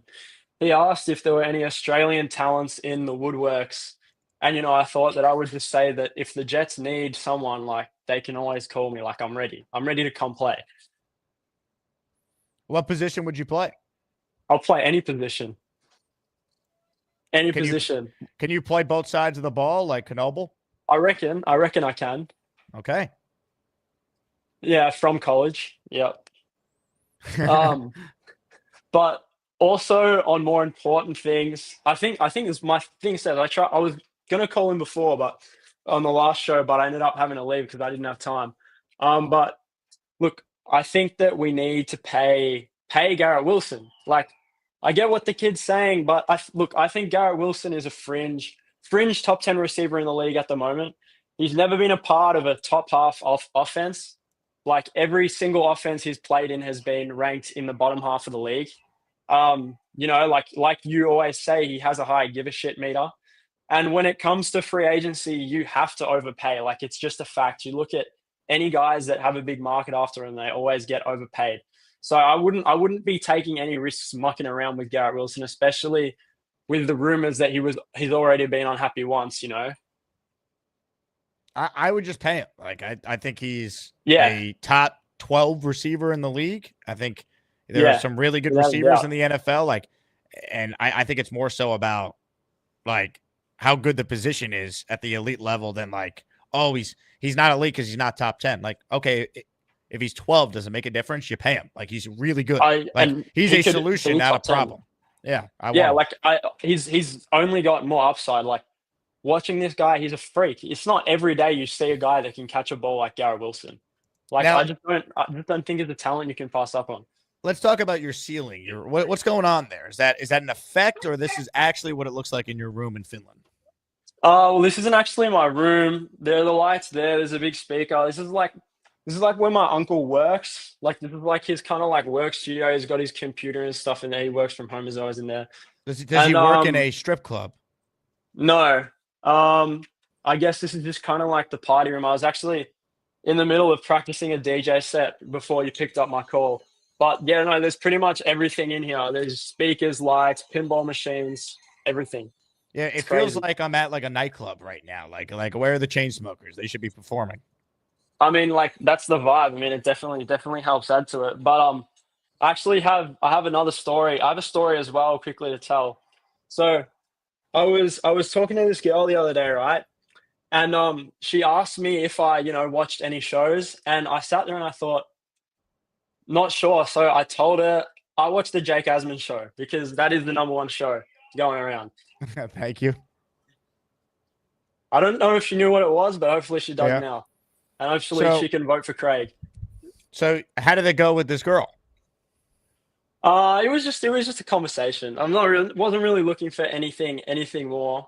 It was just more answering a question, just getting the show out there, trying to spread the Jake Asman show. Like, I can't be the only person in Finland on this show anymore. I got to try and get the word out there. Well, I'll tell you what, I don't remember their names. I met when I was in London. I did meet some people that were from Finland that were Jets fans that watched the show, that were at the tailgate I was at. So they're out there. I don't know where they are, but they're out there. So if you're from Finland, definitely find the strip club where Australian Jet fan is calling from and hang out with them. It's a long way out, man. It's a long way out in the middle of nowhere. I'm telling you right now. Well, good call, Australian Jet fan. All right, we'll talk to you soon. See you later. Vote Craig. Ladies and gentlemen, Australian Jet fan. Speaking of Craig, we have heard from Jets Johnny. Let's grab our boomerangs and let's head down under. Craig is called in and he's next. Hello, Craig. Mate, how you going? Craig, I'm doing well. How are you? How are you feeling? I mean, you're seeing the results here, 61-39. I mean, you had to sweat it out against Sarah. It doesn't feel like you're in for a sweat right now. The Sarah battle, it definitely is one of the tougher moments of my life. No question about it. I brought in reinforcements today. I brought in the other Jake, who's actually Jake the Snake. Jake the Snake. I don't know if his last name is Roberts or not. It could be. But I think he's got to be Jake the Snake Wilton. We don't have a lot of choice, but it's super early Saturday morning here, and nothing on the face of this earth would get me out of bed at this time than to call into you. What time is it there? Well, it's 8:20, but I've been awake since before you started. Oh my God. I couldn't risk missing it. And Sarah's been attack texting me, "Wake up, boss man, wake up." She's been in the chat since the beginning. She wants this bad. Yeah. Oh, look, she's she's obviously completely goated in her own right. 'Cause she texted me the other day, and she goes, "Oh, I want to be goated too," over something we were talking about. And I said, "Jesus," I said, "You are. Don't worry." Oh, hang on. I said, "You are. There's no question about it." And even the other Jake, he's kind of goated as well, but he's trying to get to the Texas flag, I believe, is what it is. Wow, does he want to beat 3D Gary? Yeah, I was going to say, if Gary's watching, that even my Jake is a fan of Texas. It would appear, but he's going to shed soon. So I wasn't sure if I should get him out because you can tell because their eyes sort of go all sort of glazed over. But he was more than happy to make an appearance. And we've had everything. We've had the Kangaroos here last night. It's been Aussie Central, but I just want to say best of luck to my opponent. Definitely a worthy one, and if he won, that would be definitely fine by me. If you win, Craig, are you going to ride a kangaroo in the Sweet 16 matchup? Well, if I win, I'd never thought for a minute getting to Sweet 16, but if I do, I'm going to have to start thinking about what I am going to do, actually, because this is a case of shit getting serious. I mean, you'll play the winner of tomorrow's Hamburger and Gary matchup. I mean, you got to if it's Gary, I mean, you got to pull out all the stops against him. If it's Gary, I think. If it's Gary, don't die on us, Craig. Is he attacking you? I'll be okay. I never heard of pet snakes, by the way. Only in Australia. Incredible. Look, it's one of the few pet animals you can have that actively want to kill you, I think. But we have lots of those. I mean, people keep redback spiders and funnel webs and stuff. It's a strange place. But yeah, if I'm up against Gary, I think I know what I have to do. In fact, I'm pretty certain I know what I have to do. Because I do consider Gary to be extremely formidable. I rate Gary very, very highly. He knows I'm a big fan of his. I might have to go to Texas actually to battle it out with him in person in real time. I'd be happy to take suggestions on that one for sure. Let's see. This comment here is from Mike, who says he sinks in a rear naked choke like me. Is that a wrestling move or is it something else? Yeah, that's a purple belt Mike jiu-jitsu move if I've ever seen one. I reckon, yeah. As for PBM, I hope your I don't know what you call it, your punching bag is okay. That it recovered from because didn't it split in half in his call the other day? It did. Shit. Come back. He's going over my Sopranos signed poster now. Maybe I can bring Jake to Manhattan. I saw someone in Times Square when I was last there with possibly the world's biggest snake. So I think anything goes there, as far as I can tell. I'm hearing reports of Gary potentially boxing a kangaroo if you two were to face off in this tournament. Let me see if this is true. Gary joins us now. Gary, is this true? Will you box a kangaroo if you and Craig do, in fact, match up in what would be, I think, a battle that most of us would be just on the edge of our seat, ready to watch? Oh, I broke my mic. Put it on a scale. If the kangaroo weighs 154, I'll knock it out. Oh, we can get one that big. No problem. You get 154. If it's 154 or less, I'll knock it out. Put it on a scale. So that's the maximum. Okay, that's the maximum. Okay. Yeah, maximum 154. All right. Is there any suggestion that Gary and I should box each other? Has anyone put that out there? I haven't seen that, but I'll tell you what. I'm all for it. Can you make one? I can go up to 160. 154 is my weight class. I'll go up a little catch weight fight. Yeah. Well, I'm about 200 pounds. But I can't box for shit. So does that count? The first rule of prize fighting is you got to make a weight. I don't do that. I don't do the. I'll pay you to come in over the weight. Make a weight 160 or 154. I'll let you pick the weight. Okay, so what you're saying is I have to lose at least 40 pounds Yeah, you might want to like cut Like- a leg off or something. Like that might be easier than trying to lose for. How tall are you, Craig? I think 5'9", roughly. Okay. This snake is definitely trying to kill me. Fuck. I don't know if I could still make 154 at this point in my life. 160 would probably be my weight now. I think it would be easier for you to gain the weight than me to lose it at this point. Look, what about if it's a cage fight? The weights matter there? I guess in a cage match it wouldn't. That's a better question for Beastbreaker. But I'm a boxer, and the first rule of boxing is you got to make weight. No, you don't make weight, you're not a fighter. Oh, right. I guess I'm screwed then in that case. In fact, that probably works to my advantage because you realize you'd punch me once and that would be it. Instant, sudden death. One punch I trigger. would kill you with one shot. Yeah. I mean, you're you would. a 5'9", I'm not- 200-pound guy. You could probably take a few shots. But I'd hit I'm you not- so often that you wouldn't want to fight anymore. I know I could do that. I don't really doubt that. I'm not seasoned, you see. I'm not conditioned. Yeah, that's what I'm saying. This is the trouble. I could throw a punch. I don't know how well I could take one. It's been a long time, you see. It's always intriguing because as a boxer, people always say they want to fight you. But if I played tennis, random people wouldn't come up and be like, "Hey, I want to play you in tennis." It's like, but as a boxer, random people just want to fight. Oh, Decker, come here, Craig. Decker loves snakes. Can you show Decker your snake? Oh, today's her day. Yeah, Decker loves snakes. Now, come on, Jake, cooperate. You know what his name is? Jake. Look at his flag. Just to take the snake. Oh, they'll see you. Yeah, do you want me to take Look it? at Decker watching the snake. She loves this. Oh, there she is. I'm going to a reptile convention tomorrow. A reptile convention. Yeah, That's wild.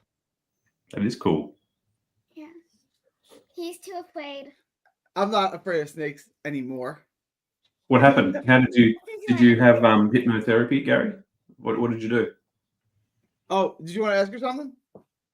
Sorry, Yeah, did you have that's Yes.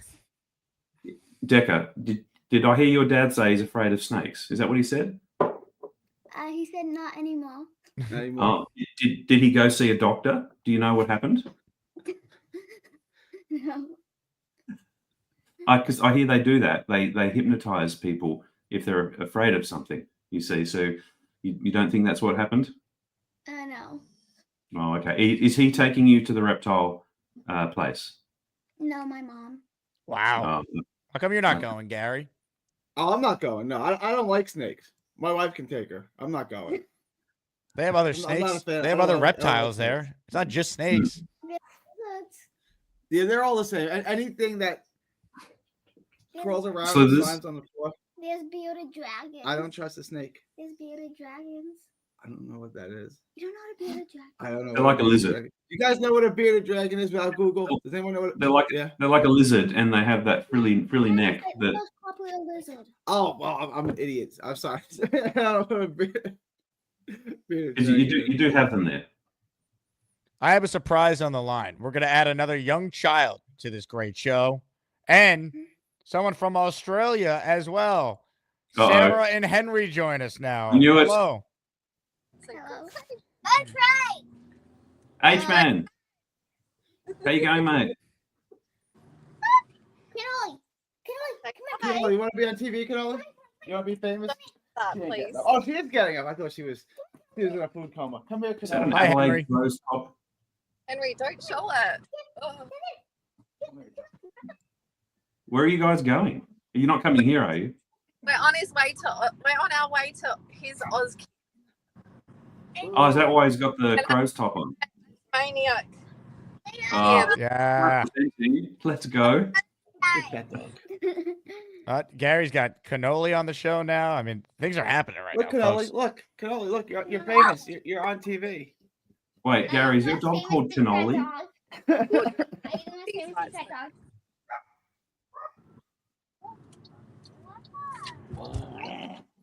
Is his dog actually called Cannoli? Yes. Yes. What a great name. I love Cannoli. How very Italian of him. I love it. Oh, Oh, naming it Cannoli. Well, before I tell- forget, Go ahead, Craig.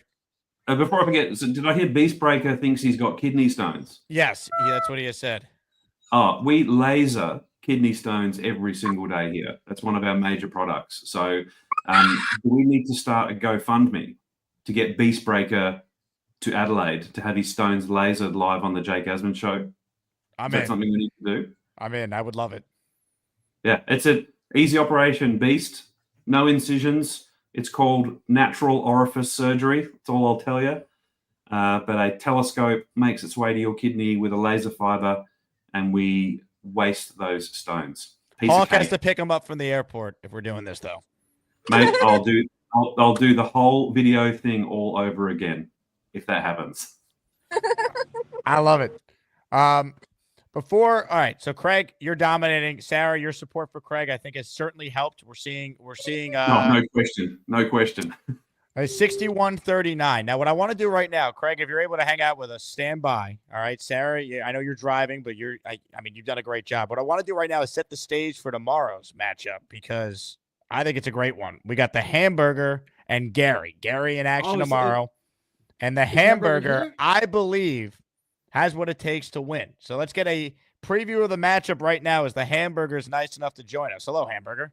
Hey, what's up, everybody? I appreciate that, Jake. I didn't realize it was tomorrow. I have a busy day tomorrow with the kids. Well, Bobby's starting Little League. So this year I'm not actually the head coach. I'm just going to be assisting because I have too much time. But yeah, I'm excited for that matchup. I'm excited to take Gary on. Yeah, It could be interesting. My wife's taking Decker to that reptile thing, so I got the boys solo dolo all morning. So like what time? 11 a.m. Eastern is the projected start time. 11 a.m. Damn it! The practice starts at 10, so I'll try to call in right after practice. All right, I'll try and aim for 11:30 just for you, Hamburger. Thank you. I should we be able to get 2 hours, right? I mean, the show usually goes 2 hours. Yeah, it's gonna be 2 hours. Yeah, it's gonna be a while. I'll have time to call in. I'll try to make time. Listen, I just want to really hit on Beastbreaker for a minute. Listen, man, you just got kidney stones. Like a lot of people get them all the time. It's gonna stink if you got to pass them. Like no doubt. But take the man pawn out, bro. Like get with it. You're supposed to be a tough guy. I mean, you claim big toughness, and you came out and weeped about kidney stones. So come on, man, grow a pair. Yeah, you can't. I agree with Hamburger. I'm actually. Hang on, baby. I actually agree with Hamburger on that. You got to man up, right? Like I'm sure they hurt. I'm sure they do. You should have drank more water. Now that's you just got to deal with it. They'll pass. They ain't gonna kill you. They'll pass. But you don't like any reptiles, Gary? I don't like. Yeah, no. Not really. I'm not scared of them. I just don't like them. So I used to do we have a gecko. That's like an easy start. We have a gecko, very easy to take care of, and they're cute as hell. They're low maintenance, and you can pick one up, and they're small, and it's easy to take care of. We're gonna get her a snake. She doesn't know that yet. Well, you're just going for it then. I mean, I'm not against it. I don't I'm not gonna love on it like I do my dog. That's for sure. You know. Hey, I'm excited for tomorrow, man. I really am. I don't have any props. If I pull out my stink, your show will get canceled. All right, guys. Listen. Let's not do that. Yeah, let's not do that. But I'm ready to take you on, Gary, tomorrow. So hopefully I come out victorious. If not, it's all good, man. I hope you go on for better things. So bigger things. You won't. But best of luck to you, but not too much luck, because sometimes it's better to be lucky than good, so not too much luck. But best of luck, Hamburger. I'll see you later. The matchup tomorrow. Gary, Hamburger, be there.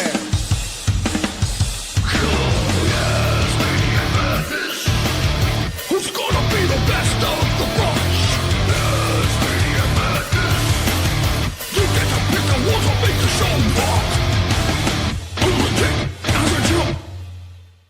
Comments, questions, super chats, cut the line. Reminder, we're doing another ASMANIAC raffle, our 21st raffle. After we gave out 6 2010 Jet-themed prizes this morning, we're on to our next raffle. Signed old school Joe Willie helmet, signed Hall of Famer Don Maynard helmet. Our theme is Super Bowl III. More prizes to be announced as the week unfolds. There was a comment from Tom Ace that I want to get the thoughts from the chat, something that we might have to do.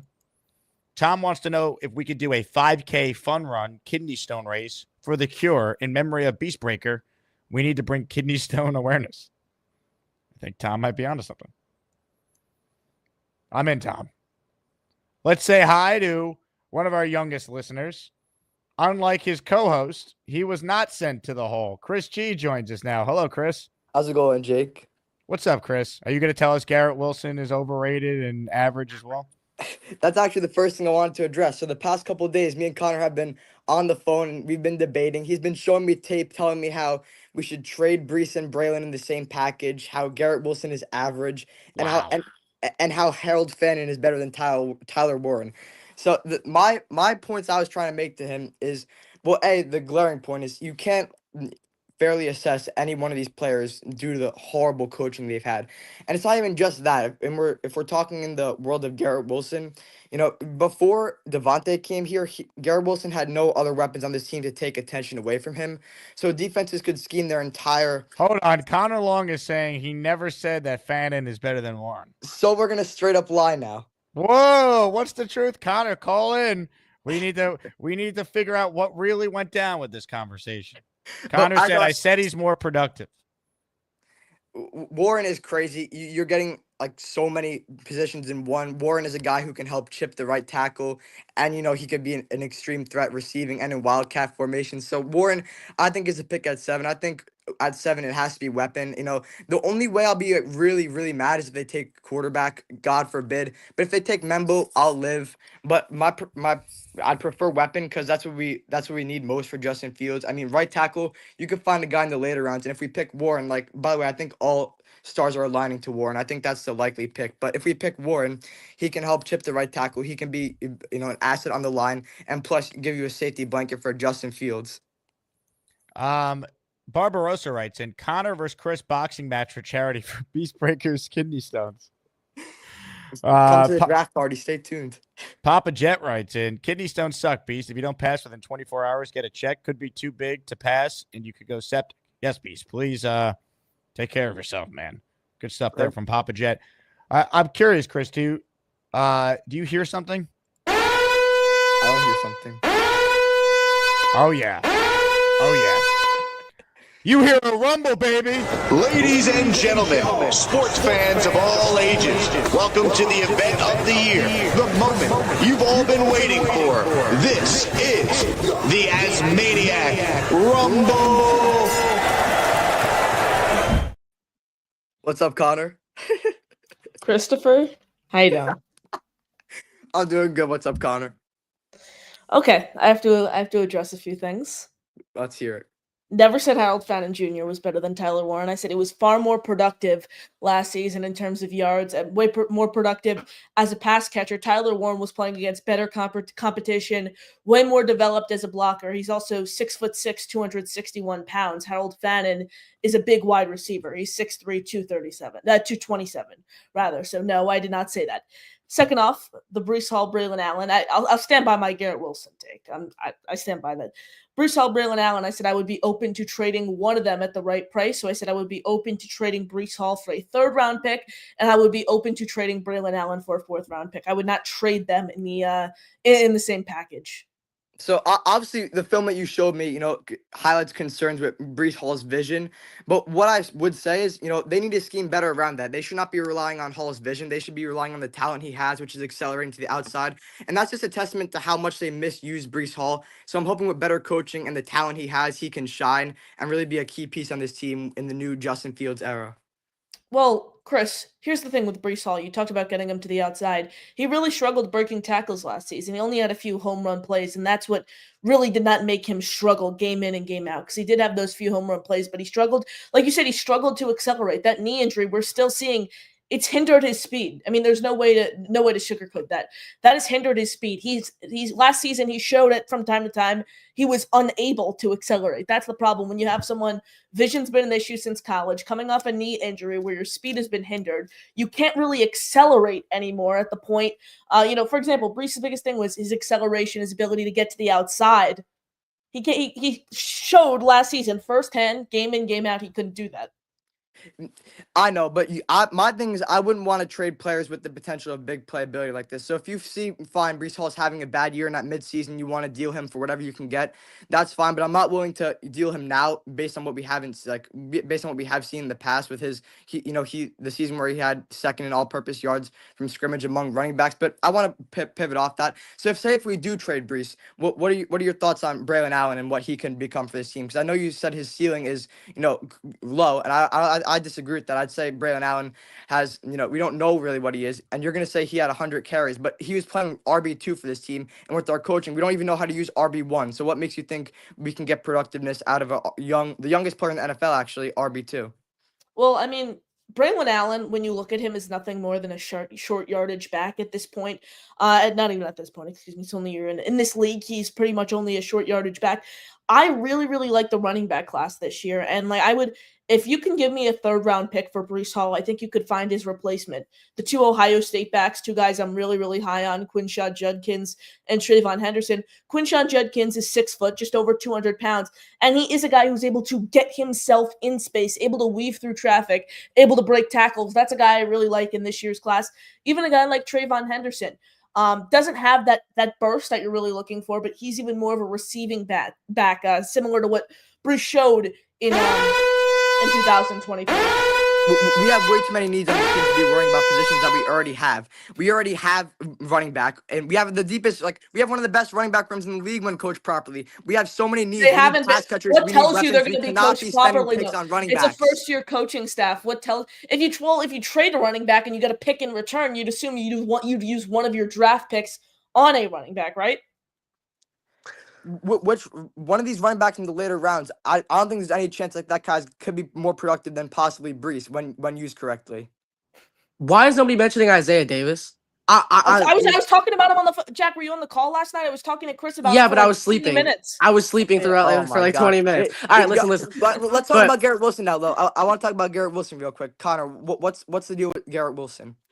He's not worth 4 years, $120 million. Yes, I'm not going there. I've said it 80 times. That? I've gotten slaughtered on this show for it.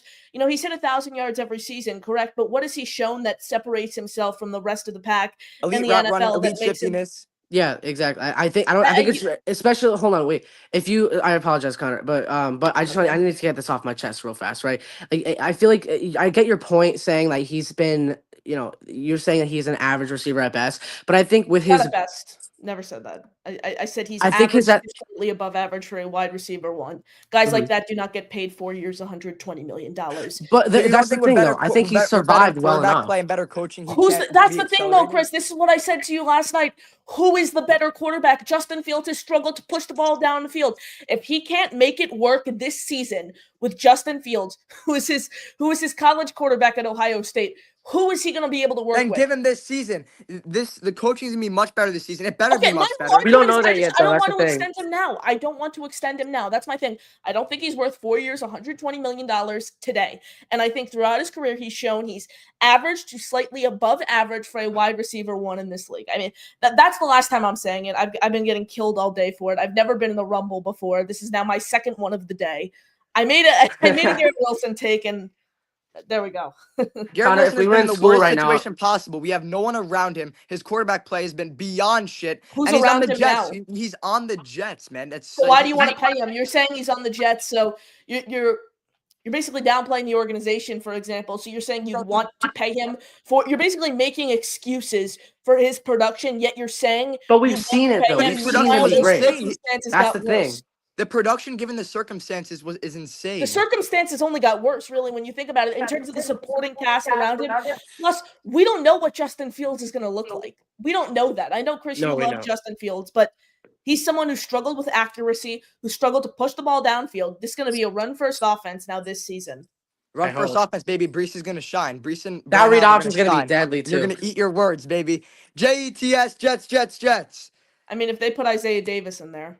I like Davis's vision. I remember when we were watching film on Davis though. I make sure to wake up for that. He could also catch. I do agree that they got to get Davis more opportunities, but I'm a big part of how I judge his coaching staff is going to be how they use Brees Hall. I mean, he is a playmaker. He has elite traits. They better use him properly, and we better be watching being at Jet Life, hearing the oh my God, I can't speak. The crowd chant Brees Hall. Here's the thing, Chris. I showed you about 15 plays from Brees Hall. And I know you guys don't like when I toss around stats. So I pulled 15 clips from games across all the seasons, across all the games this past season for Chris. And all the plays, Chris, you can admit, had nothing to do with the offensive scheme. Wide open holes, vision took over, and it was absolutely awful. And you did admit, Chris, that was concerning, right? And you said you wouldn't flip him for a third-round pick when this running back class is one of the deepest. So I did admit they're concerning, but flipping them for a third-round pick is way too far.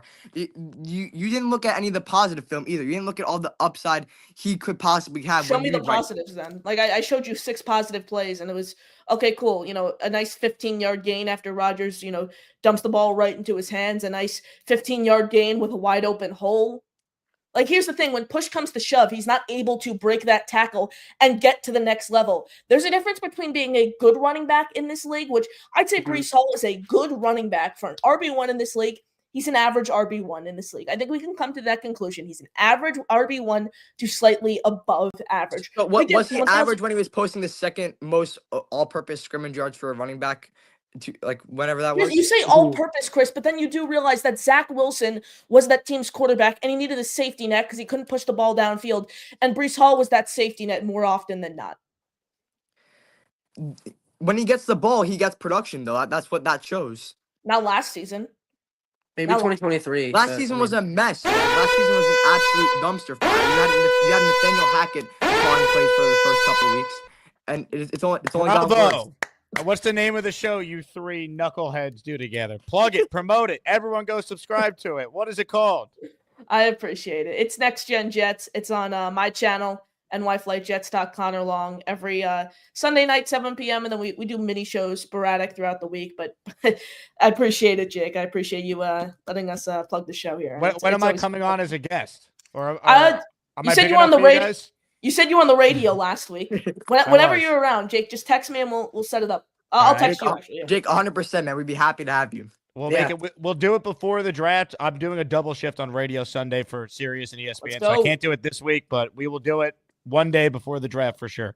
Awesome. Appreciate you, Jake. Ladies and gentlemen, the next generation of Jet content creators and Jet fandom.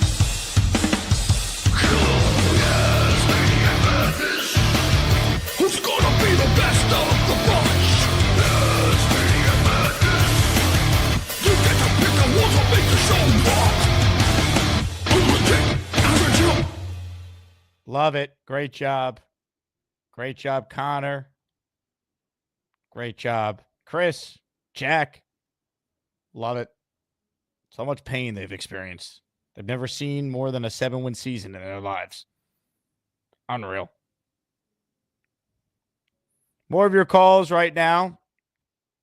Let's check in with Jets Johnny. Jets Johnny, I want to give you another opportunity to try and spark a comeback here. Oh man, I think it's over. I don't like to concede. I don't like to admit defeat.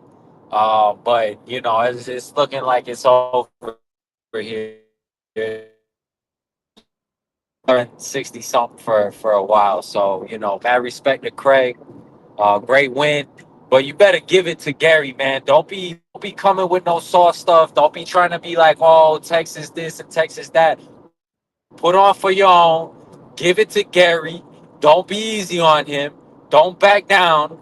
Don't be over here trying to play nice with him. You better give it to Gary because that guy talks way too much. If you need any help with the moon landing stuff, bro, I got you. I live an hour away from Cape Canaveral here in Florida. I saw the Artemis 1 take off. This guy has no idea what he's talking about. He's completely delusional. I wanted that matchup more than anything, but, now it's on to Craig. So, Craig, I just need you to put out for the ASMANIACs and don't let that man get away with bad talk in this country, bad talk in the achievements that we've had. I believe in achievement. I believe in it. Bring that fraud down, man. That's all I got to say. So, Craig, let's go, man. I believe in you, Team Craig, Team Australia all day, man. Well, I'll tell you what, Jets Johnny. I know you wanted Gary badly, so while it won't be an ASMANIAC Madness, it will be right now. What's up, Gary? How you doing, man? I'm good. I'm good. So you're walking on the moon guy, huh? People walked on the moon. Well, Gary, so what? Okay, do you believe that we went to space at all, or do you believe it's all fake? Like, has man ever been to space at all? Well, what do you mean by space? Like, do you mean the moon, or do you mean like the I space mean, station? People been to outside the of space station. right. Okay. So when you look, you realize that there was more missions than just Apollo 11, right? Like Apollo 11 was the first time we landed on the moon, but there were more missions before that. We Understood. flew. Yeah, I understand. Right. So there's all this other stuff behind the actual landing that also would have to be faked in order for you to say that the moon landing itself was fake. So I don't get how you can get to that conclusion, All because right. when you look at it, there's and then you've also said that there's no evidence, which is not true. No, You I'm don't asking for believe it. I'm asking for the evidence. I'm asking. What I haven't seen it. What Well, is the evidence to suggest people walked on the moon? I'm asking you. It's a question. It's not a trick. It's a okay, real right. question. No, I got you. So there's, I would say there's plenty of evidence, right? You could look at the videos of them, which show anomalies that are not consistent with Earth's gravity, right? So when you look at the soil on the moon, the way it furls up, right? When they're going with the moon landing, that can't happen on Earth. It Could it goes up happen? and it comes straight back down.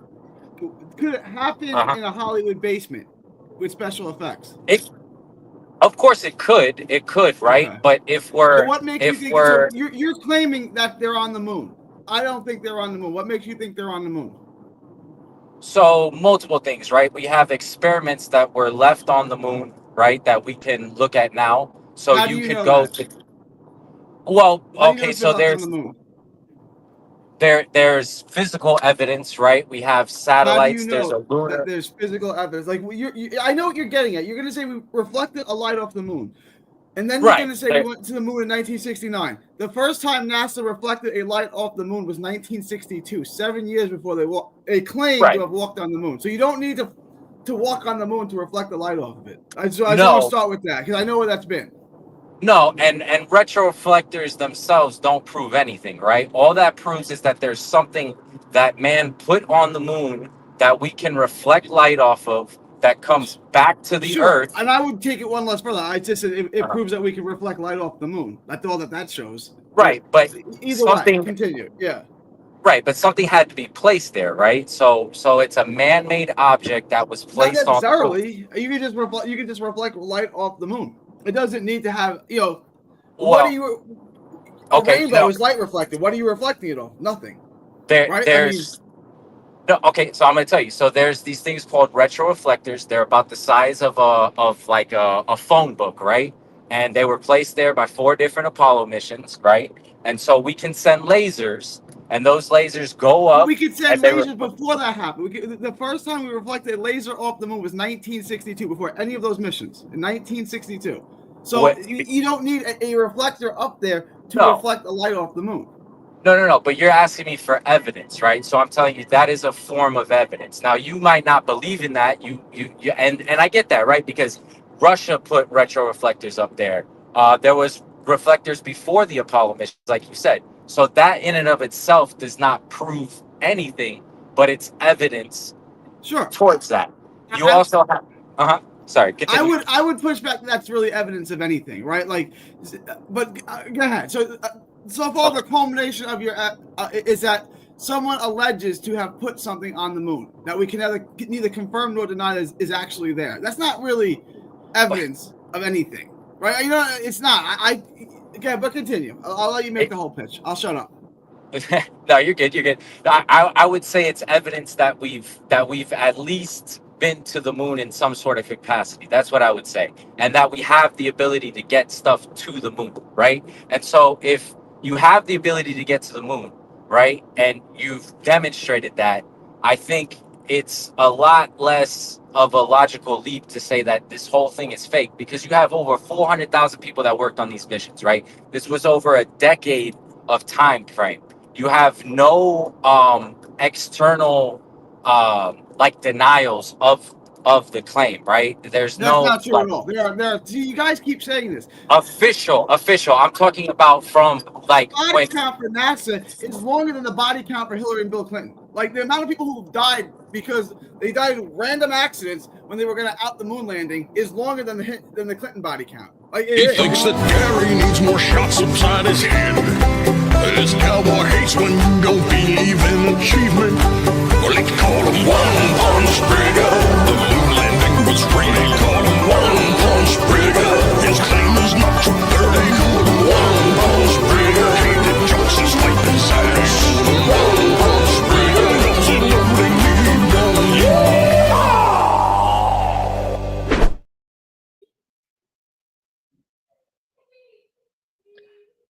Gary. Hey, what's up, Indy J? Here we go. I can't do this every day. I am with you. I am with you 100% on this moon landing. Are you really? Yes, 100. And here's why. Here's why, Gary. You said you need evidence that it did happen. Yeah. I'm gonna give something that says it didn't happen. And this on a scientific level, you have alpha radiation, beta radiation, you have gamma radiation. Well, aluminum and fiberglass does not block gamma radiation. Okay, it just doesn't. All right, so that's all they had as a spacesuit, as their little shuttle, supposedly to spend 13 days. You've got to go through a radiation belt to even get there. Now you're spending, now you spent 11 days on the moon, getting the gamma radiation from a nuclear, an explosion called the sun, if anybody's heard of it.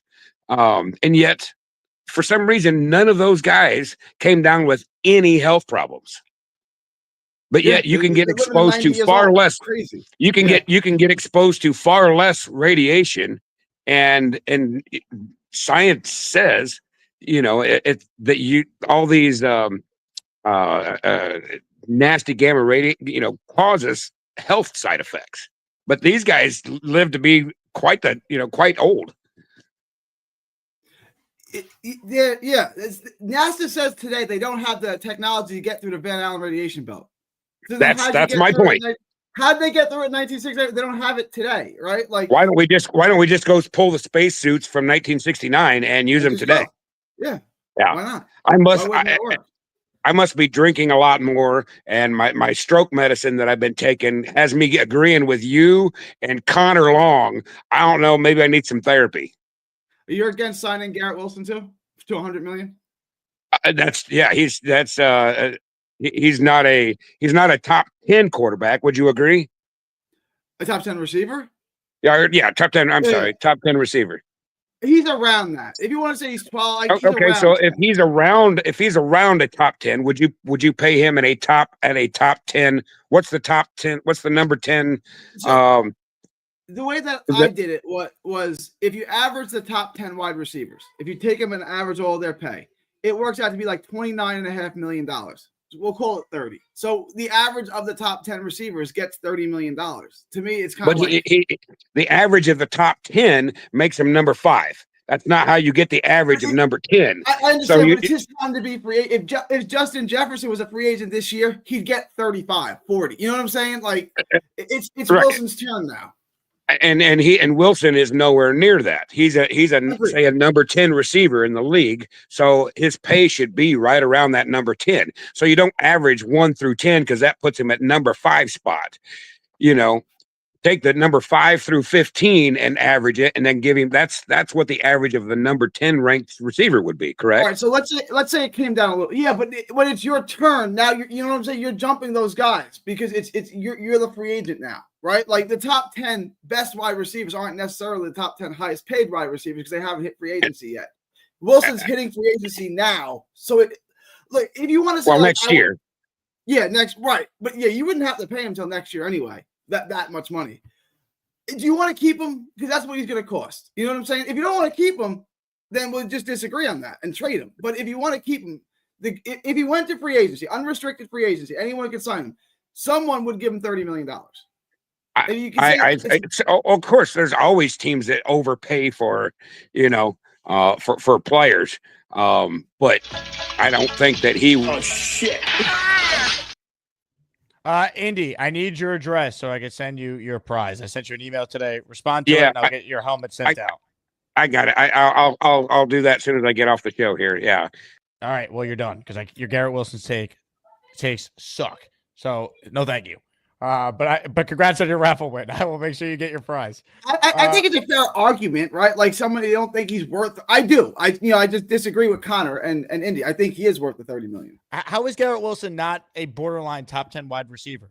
Look at his numbers and compare them to his peers. Who are you taking over him? Name me the players you're taking and consider age and productivity given his quarterback situation. Who are you taking over him? And this morning, Connor said Devontae Smith. Well, Devontae Smith got paid last year, and he got 25. If he's better than Devontae Smith. Devontae Smith's a great home run hitter, but Garrett Wilson's a better wide receiver than Devontae Smith. Yeah, without question. If they were both available on the open market, Garrett Wilson would clear Devontae Smith easily in a contract. And he got $25 million last year. Now gross that up, and we're looking at a 15% increase in the salary cap is about $30 million. You know what I'm saying? Like the contract, I just don't see the contract being bad. Does he think Devontae Smith is overpaid too? It's like, who are you going to pay if you're not going to pay him? Like, there's no one that's making a lot of money in this team right now. You pay your homegrown stars. That's what you do. It's easier to keep your own players than it is to sign someone else's. So just exactly, because you can't find a replacement for Garrett Wilson. That's the thing. If you don't pay him, you have to find someone who could be a number one wide receiver. You're not finding that. The Jets don't find Garrett Wilson. They don't. They have not. There's no player in this year's draft that's even close to Garrett Wilson good. No. There's no one in the draft. No way. No way. You're not finding a Garrett Wilson replacement. It just doesn't happen. Like, you can't just find number one wide receivers. Like, Garrett Wilson's really good. We can debate where he ranks, but we know he's a player you can win with. We know he's a player that could go out there and help you win games. They've won games because of his greatness on the field. There's two games I can think of. Week 1 against the Bills last year. The game in Cleveland his rookie year. The Texans. Like, Garrett Wilson is good enough to take over a game and be the reason why you win. That, to me, is a number one wide receiver. I'm with you. I think, like, to me, it's like $30 million is just like it should be a formality, right? Like $30 million, we're good. $30 million is fair to the receiver. It's fair to the team. Everyone wins in that situation. He gets his money at the standard rate for a top 10 receiver. Gary, congrats on a call today that featured a lot of moon landing, a lot of jet takes. I was shocked that Indy was on my side. I thought I was going to have to go through another moon landing argument. I don't have the energy to keep doing this. I put him on because I thought he was against you. And I was like, yes, Indy's going to argue and be crazy because that's how he argues. And I'm like, this is going to be great. But then he was on your side. I was like, ah, shit. I told you there's more people than you think. There's more people who are question the moon landing than you think. Dave Brigham just says Indy's uninformed. It's the answer to everyone who disagrees is just uninformed. Speaking of Dave Brigham, so we have shirts that the chat has to decide which one we're going to make. Maybe we make more than one. Here's shirt 1. Here's shirt 2. Here is shirt 3. Here is shirt 4. During the show, I received a 5th submission. Here is that next submission. And this might be, in my opinion, the leader in the clubhouse. Your thoughts? Yeah, this is I would boost this to second place. I still like 2 the best. That's you, by the way, driving the rocket ship. Good. It's not going to the moon, I can tell you that. Maybe you can make it to the space station, which is only 1/1000th the distance that it is to the moon. But 2, I still like 2 the best. 2's got a classic look to it. This is good, but 2 is my favorite one. So 2 would be this one. The cowboy, yeah. It's classic. I mean, we got the best listeners, man. The creativity is incredible. The new one I would put in second place. The new one's quite good. We're going to have to do a poll at some point here, but the problem is we're using the polls every day for ASMANIAC Madness, so maybe I'll do a poll in the Discord. Everyone on Discord can weigh in and decide what shirt we make. 2's got my vote. 5 is good. I mean, they're all pretty good, but 2's classic looking. To me, that's the winner. Like, that's never going to go out of style. Bring a state, baby. Like a Notre Dame helmet or a Yankees hat. It's good to go forever. Tremendous. Gary, thank you very much for the call. Indy Jets is waiting. He says 5 all day. 5 is good. Love it. Gary, enjoy the rest of your Friday. All right, you too, Jake. Ladies and gentlemen, Gary. All right, some super chats I need to get caught up on here. We've had a lot of craziness on this show. James, thank you for the super sticker. Dre with a super chat. Doesn't make me say it again, or don't make me say it again. There'll be no Garrett Wilson / Brees Hall disrespect. 0 tolerance. Mike D's Nuts writes in. What miles per hour did Brees hit on that run versus the Broncos? I'm not trading any of them. Quinn Williams, definitely not. Overrated. Nate, when the 3 younger Jet fans were on, said, can somebody say Fortnite trios? Michael, in response to the Next Gen Jet segment, settle it like I used to when I was your age. 3:30 behind the gym. We also have this super chat here from Michael, who says, Gary, the astronauts, being the honorable men that they were, would not go along with any attempt to fake the moon landing. No way, no how. See, that I agree with. Like, I just think it would have gotten out if it was fake. Like, I don't think you can keep that a secret this many years later. Bo with a super chat. Gary, where are the astronauts going for 9 months at a time, and why are billions of dollars invested into NASA? Just for fun? Moon landing, bringing out the best in people. Let's say hello to Ryan, who's up next on the show. Hey, Ryan. Hey, what's up, Jake? How you doing? What's up, man? I was wondering if we could do a part 2 with the helmets. Sure. We're back there. A little helmet talk? Yeah, a little helmet talk for the people. All right, let's give the people what they want then. Let's do Hold it. on, I got to raise the volume now. It's a whole process here when you do that helmet talk. We did this the first time. What do you got for us, Ryan? One thing, I got a couple points. The first thing is I'm a little disappointed in the chat not voting for Jets Johnny. I love Craig from Australia, but Jets Johnny's the man. I'm a little disappointed in the polling. That's point one. The second point is with the Garrett Wilson talk. Garrett Wilson is like one of the best receivers in the league with the stats he has now. The whole talk about, he's not worth signing or giving a deal right now is just absolutely ridiculous. Do you agree with that? I would pay Garrett Wilson immediately. Absolutely. Yeah, that's absolutely crazy. Same with Brees Hall. Brees Hall is explosive with the stuff he's done the last couple of years. I mean, he's also one of the top backs. I feel like this year will be one of his best years, with the future signings and what we're going to do with the O-line. I feel like he's going to have an explosive year, especially with Justin Fields getting signed. I feel like the scheme is going to be more based around, the running attack and the play action more than ever, right? And that's how their offense has to be designed, given the limitations at quarterback. Yeah. So just what I've been hearing with between the Garrett Wilson and the Brees hate, it's just crazy to me. That's basically what I have going on. Ryan, good helmet talk. I appreciate you, man.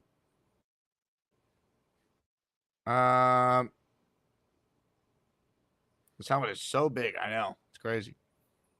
Sean says I have a 10-year-old head. There's no padding in this, and it's like a full-size helmet, so it's tiny on me. Ugh. Give it up. Someone gives 20 memberships. I'll put it back on, as always.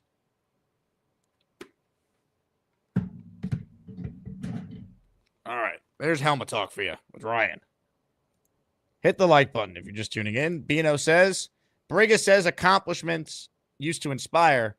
Now it threatens people too lazy to pursue it. Dave, one punch Briga, man. Unbelievable. Tom Ace writes in, Briga State School of Space Science. Incredible. Let's say hi to Nate, parentheses Nate. Hello, Nate. Hello, Nate. It's okay. Boy, it's a tough act to follow. We haven't had one of these calls from you in your home setup in a while. I feel like it's been all of you on the bike of late. It has been. Well, I was campaigning. I had to do what I had to do. I'm still campaigning for 2026, obviously. Of course. All right, I'm just going to try to steer this back to football, even though that was this fun moon and all the other March talk. You don't have a moon landing take for us? Well, I told Gary, my proof that we landed on the moon is that I was born on July 20th, which is the anniversary of the moon landing. And my mom had a moon landing birthday party every 5 years for me. Wow. So if that's not enough proof that with all the moon landing parties I had that we were there, I don't know what to tell him. But onto the football point. So I don't want to sound like the tight end hater. And again, I'm like you, like I'm not a football scout. I don't know enough about Warren. But I would just if you take him that high, like other people, even Faria, who I'd never agree with, but I agree with him earlier. If you take him that high, he has to be, like you said, like a top 3 to top 5, one of the top tight ends in the sport, right? If you're paying him that much with where you're taking him. I just don't. I don't know. I'm not all the way sold. I wish you could have someone that could sell me. Like if we had this conversation the year after Eric Ebron, a couple years after Kyle Pitts and Hawkinson, I don't think Jets fans would have the same opinion. Like it's very clear. And again, I don't know if they're right or wrong, but we have this opinion because of what Brock Bowers did last year, right? I also Like, just think the Bowers was draft a class terrible year doesn't. last year. Well, to me, it's also like who's the receiver they should take at 7. Like if Tet was thought of the way Neighbors was thought of, for example, or the other guys, 100%. then I'm taking. I'd prefer a receiver over a tight end. But I'm also not going to just take a receiver because you take a receiver. Like if Warren's deserving of being picked there, which people I trust say he is, then like I'm comfortable with it. But like my preference would be a receiver in an ideal world for the weapon. No, I'm with you. Like, I wish it was that obvious, though. That's what I'm saying. Like, I wish it was someone like Neighbors, someone super twitchy that could, or even like Garrett, who even though that's been the controversial name of the day, who can just get open. Like people say weapon, but it's like I don't know. There's different levels of weapons. There's Malik Neighbors and guys and Jamar Chases and top 5 picks that are going to be elite weapons day one when they step into the league. And Brock Bowers, right? He was a generational prospect. That's what we're hearing from everyone last year, right? He was generational. He went 12, and clearly it looks like he is, at least like as a receiver, is that type of tight end. He's a generational tight end. So I would just want more reassurance that he's that good. Like that Warren has to be that good. He can't just be a starting tight end. Like I don't even want like Hawkinson. Like even though Hawkinson is one of the better tight ends, like I want like Brock Bowers, Kelsey, Mark Andrews, 3 tight ends type of game changer. That's all I'm saying. Like I want him to be that good. And I think the fact that Bowers, like we were all we wanted that weapon last year. We didn't get him. We lost Devontae, the weapon we did acquire anyway. And like, so now we have this gaping hole. And I think people want, we want it to be that person. We want to fill that hole with Warren. And trust me, like I want it to be the guy, but they haven't filled the hole with anyone though. That's the problem. Like if they have added some guys in free agency or they kept Rodgers, which meant Devontae's here, then I'd feel probably differently about it. But like just looking at where they are right now, I'm with you, but that's why I don't want them to chase it. Because like I hear you. Josh Reynolds is not going to cut it, and they wouldn't be chasing it though. Like they're not we're thinking that way as fans. They're just evaluating the board is how they would view it. Sure, I know, but that's what I'm saying. I want them to take Warren if he's the best player available. Right. A lot of people think he is, though. That's to do with the position he plays. I agree. I don't think the Jets are looking at it how we do as fans, though. They're looking at it like if they take him at 7, they believe he's a top 5 player in the draft that's there for them at 7 at a huge position in need. Exactly. And then if that's what they're following, that's what they're following. I guess I was just more to like the talk today. Like I just don't want to just fill a position of need because then you fill a position of need. So, all right, I want to steer the 2025 talk to a more positive because I'm obviously on the over wins. When you were talking about it a couple of shows ago about the over under, what's it at? 4.5, 5.5? 5.5. Yep. And you said you take the under, right? Right now, I would take the under. Yeah. All right. Do you think last year, Jake? I'm gonna ask you a couple questions. Do you think last year our running defense? Do you think it was like top 3rd, average, or bottom 3rd in the league running defense? Bottom 3rd. All right. Rushing offense. Same question. Top, middle, bottom. I mean, bottom for most of the year. Right. And then what about defensive turnovers? Ability to turn the ball over. Top, I mean, middle, average. You just said defense. The defense, that's why they didn't win more than 5 games. Or defense in general. Right. So my point is those 3 things, I can pretty much guarantee you based off the coaches we brought in, based off the scheme we're going to have, we're going to run the ball better. We're going to stop the run better. We're not going to come up with a 4-man front every time with 2 backers 10 yards off the ball. And we're going to turn the ball over, and if we score 1 point on defense, we're going to be a better defensive scoring team than we were all of last year because we never got on the board as a defense. We never punched the ball out. We never intercepted the ball. None of that. So assuming we're better at turning the ball over, like you said, we're bottom 3rd in the league defensively. We're somewhat better defensively. We're going to be able to stop the run somewhat better, even if it's average. We're going to be able to run the ball next year as a non-bottom 3rd. I'd look a little bit more optimistically. And if you look at 2 years ago, how we were all excited right before the Rodgers Achilles injury, we have a similar roster. We've got 4 starters on the O-line. Like we had a struggling O-line going into that Achilles game, right? And that was the year we all thought we were going to be really good too. We didn't. So I think so how many wins? Because we had 5 wins last year. Say it again. So how many wins do you think they're going to win? Like I think if they go over, we're talking about like a 6 or 7 win team right now. I mean, we know we saw last year NFL games are won on one possession, right? Last drive of the game. I'm saying I think it's closer to 7 to 10 wins based on what happens in those last drives, based on like we have a similar roster. We didn't lose half the roster.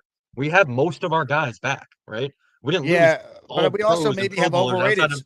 Yeah, fair, but I think we also maybe have overrated some of these guys on the team. We'll find out with real coaching if that's true or not. Okay, Connor They're worse. Long, They're yeah, worse at. I'm not going as crazy as Connor, where I'm going to say Garrett Wilson's I'm overrated. kidding. You know what I mean? I'm kidding. But they, I know. objectively speaking, have gotten worse at wide receiver, tight end, right tackle, second corner. And while we have to see what they do in the draft, I think we're putting a lot of faith in a brand new GM and coach to nail their 3 picks in the top 73. They do that, they'll go over their win total. Yeah, but going into last year, we had Mike Williams. We didn't have Devontae, and everybody thought this was a Super Bowl team. And Mike Williams didn't do shit. He was washed. Everybody still thought this was a Super Bowl team. Yeah, I mean, he wasn't. We didn't know that.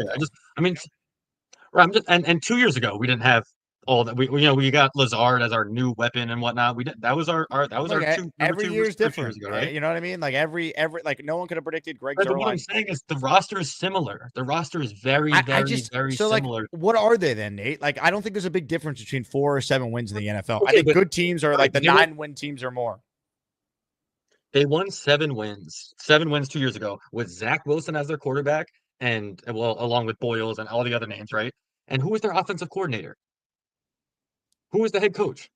You know what I'm saying? Like we know how bad Hackett was, and Hackett was coaching while Zach was the quarterback. Yeah, but Saleh was a head good coach. defensive coach. Do we know this defense under Glenn now and Wilkes is going to Fine. get back to being what I it think was it's 2 going to be years better ago? than last year. I just talked about that. We're going to stop the run better than last year. It will be better, But but the reason why, but when you're talking about a 7-win team, that defense was like 3rd in the league. They were dominant at times. They were that's how they were. And Greg Zuerlein was the most accurate kicker in football. He was 35 of 38 on field goals in 2023. So like that's what I'm saying. Like we don't have these variables that it's going to go back to just being. We that. don't know can't that. just assume. But my point to you is that the roster is very similar, right?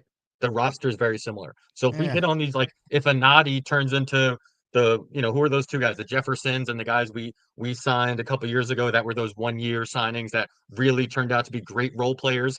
If these guys work out, I'm saying the core of the roster is very similar from 2 years ago and last year.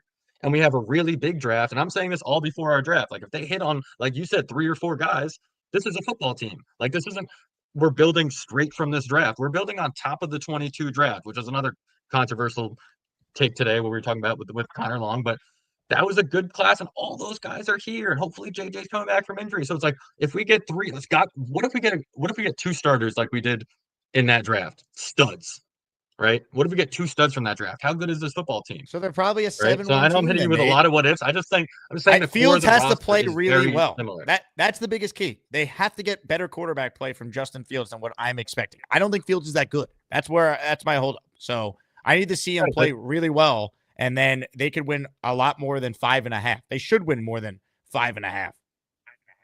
But Fields, like he's still he's not Aaron Rodgers. We know that, right? But we saw with Pittsburgh last year, they were 4-2. They were scoring 20, 21 points a game before he got benched.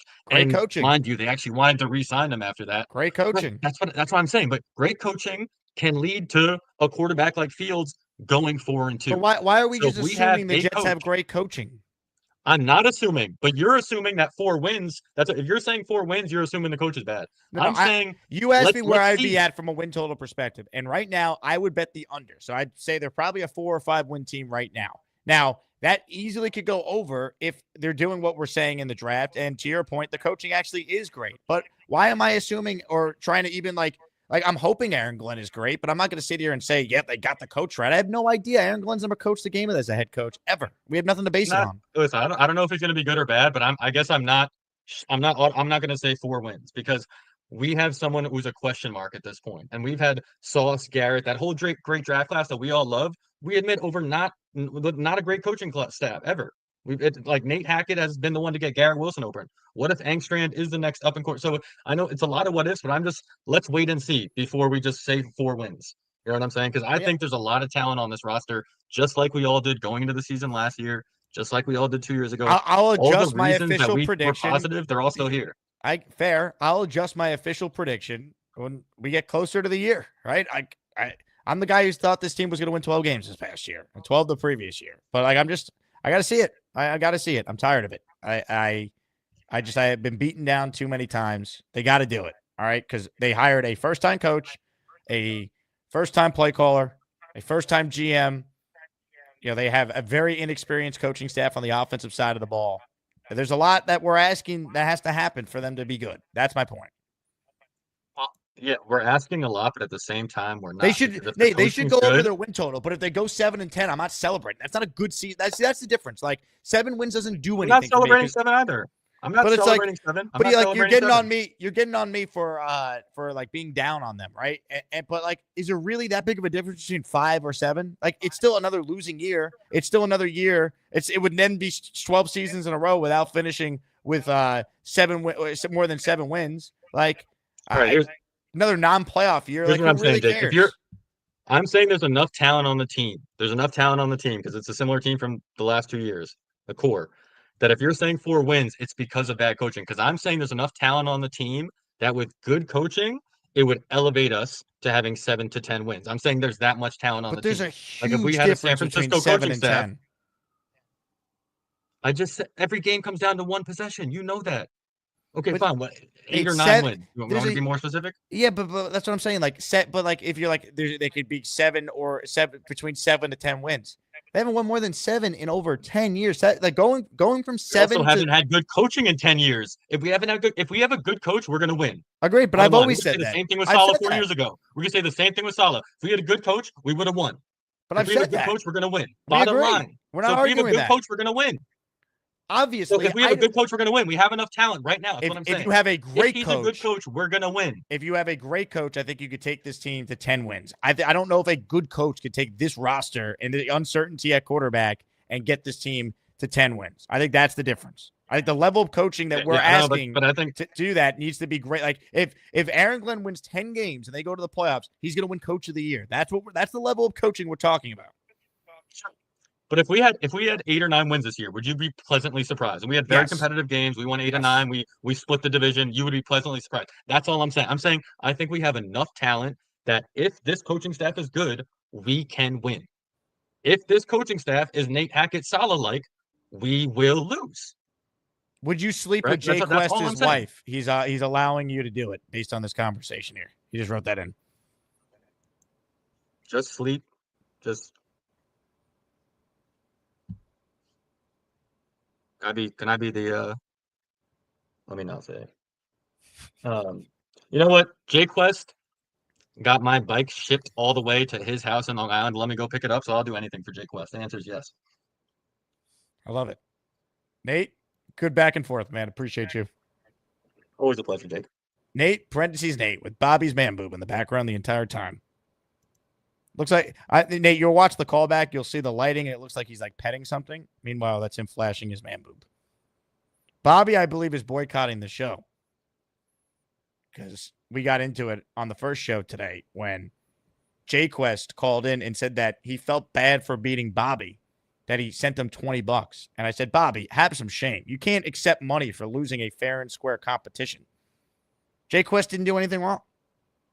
And Jay Quest is like, no, I sent it to him. Doesn't matter. Disgrace. Mike D's Nuts has gifted 5 channel memberships.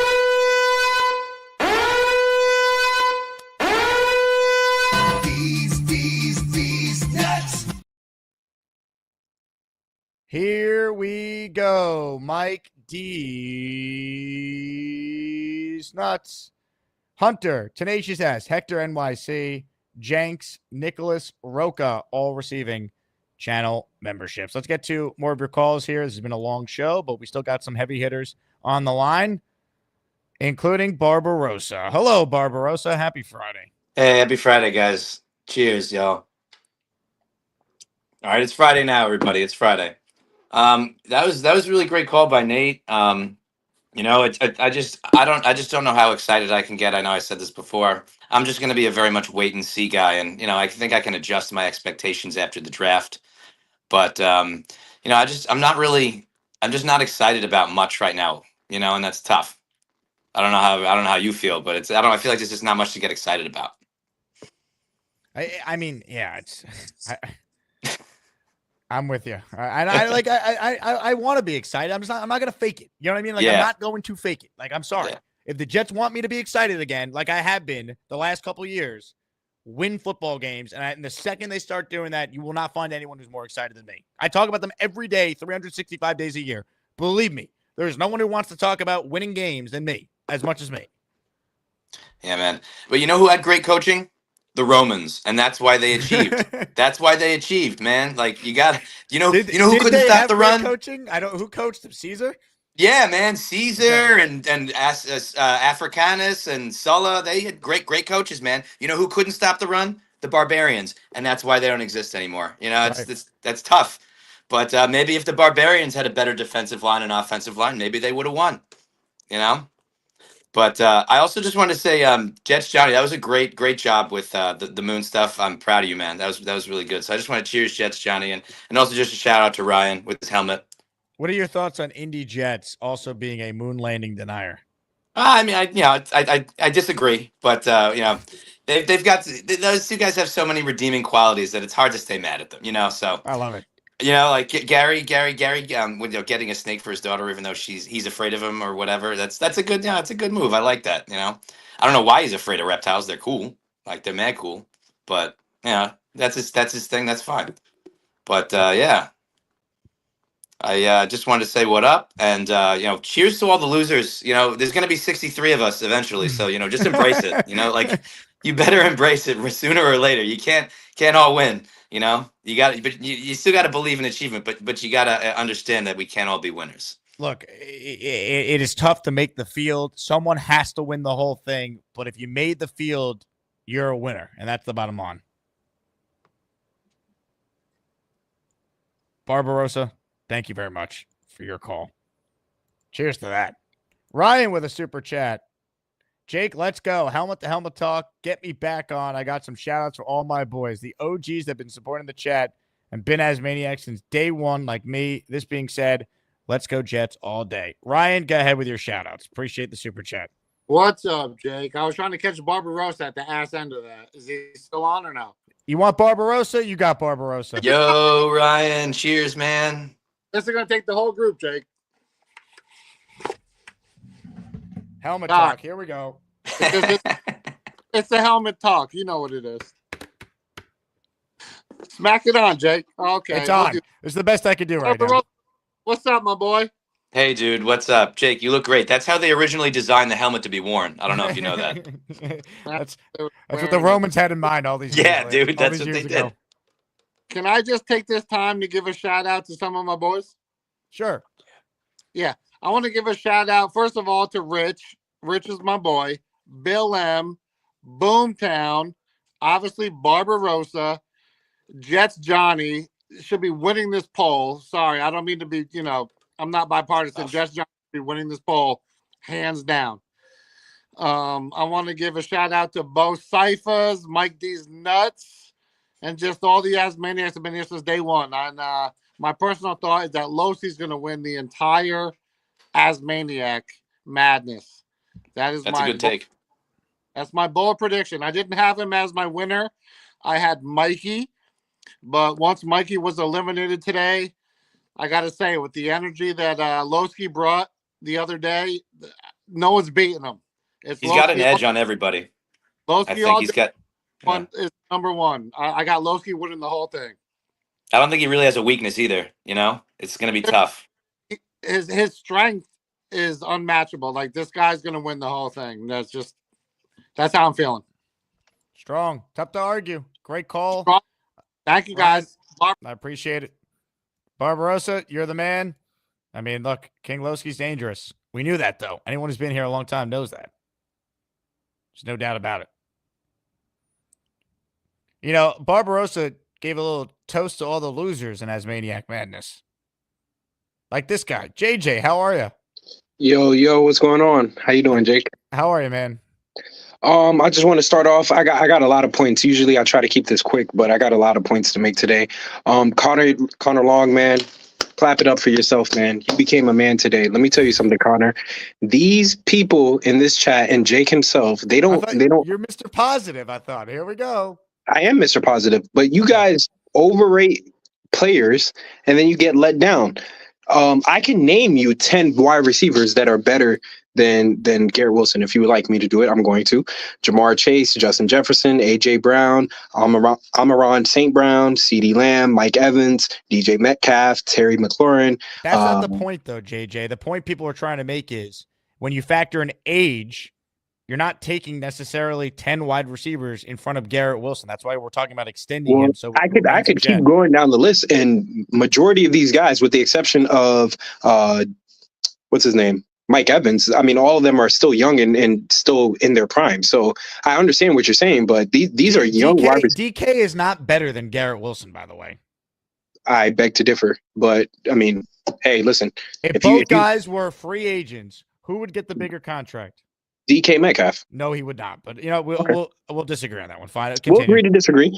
I mean, and like I said, the list goes on and on. There's so many more people that you got on here. I mean, Zay Flowers, I think, is better than Garrett Wilson as well. Now I like, and I didn't even mention Stephon Diggs. But it is what it is. Stephon Diggs coming off ACL surgery at age 30 is not better than Garrett Wilson. Stephon Diggs is a force to be reckoned with. And we've seen players come off of ACL injuries and still ACL injury isn't what it was back in the day. He's been on the decline the last couple of years. He wasn't better. Well, all right. We can agree to disagree. In Houston last year before he got hurt. Garrett Wilson is better than Stephon Diggs. I'm not saying in their career. Diggs has obviously been a great player, but right now, Garrett Wilson's a better player than Stephon Diggs. We can agree to disagree on that. The point is though that when you look at a Garrett Wilson, you guys can't overrate him. Now, here's where I disagree with Connor Long though. I don't care because it's not my money, and the Jets can afford it. They can afford and they can do salary gymnastics and they can pay all these players. So that's where I would disagree. Whatever Garrett Wilson wants to get, we should pay him because he's a homegrown talent. And there's more to just being. It's more than just production. It's also about treating the people who you draft well, right? Because that sends a message to the rest of the players on your team. So when you have homegrown talent, you do pay a little bit more. You give the people want to give a home discount. No, you actually got to pay a little bit more. You don't want to overpay him, but you still want to pay him a little bit more. And Woody Johnson has the money. He can afford it. That's the only thing I'll disagree with Connor Long about. But I do think that we kind of overrate Garrett Wilson. With that being said, Jake, if live in this world with me, live in a positive world with me, just try. If Justin Fields was never benched, he was on pace, and I could be a little bit off, but he was on pace to throw 15 touchdowns, 4 interceptions. He was also on pace to rush for another 15 touchdowns and throw 3,500 yards. That's what he was on pace to do. He was on pace to win 12 football games with the Steelers. Now, I know what you're going to say. The Steelers have better coaching and yada, yada, yada, but he was on pace to have a good year.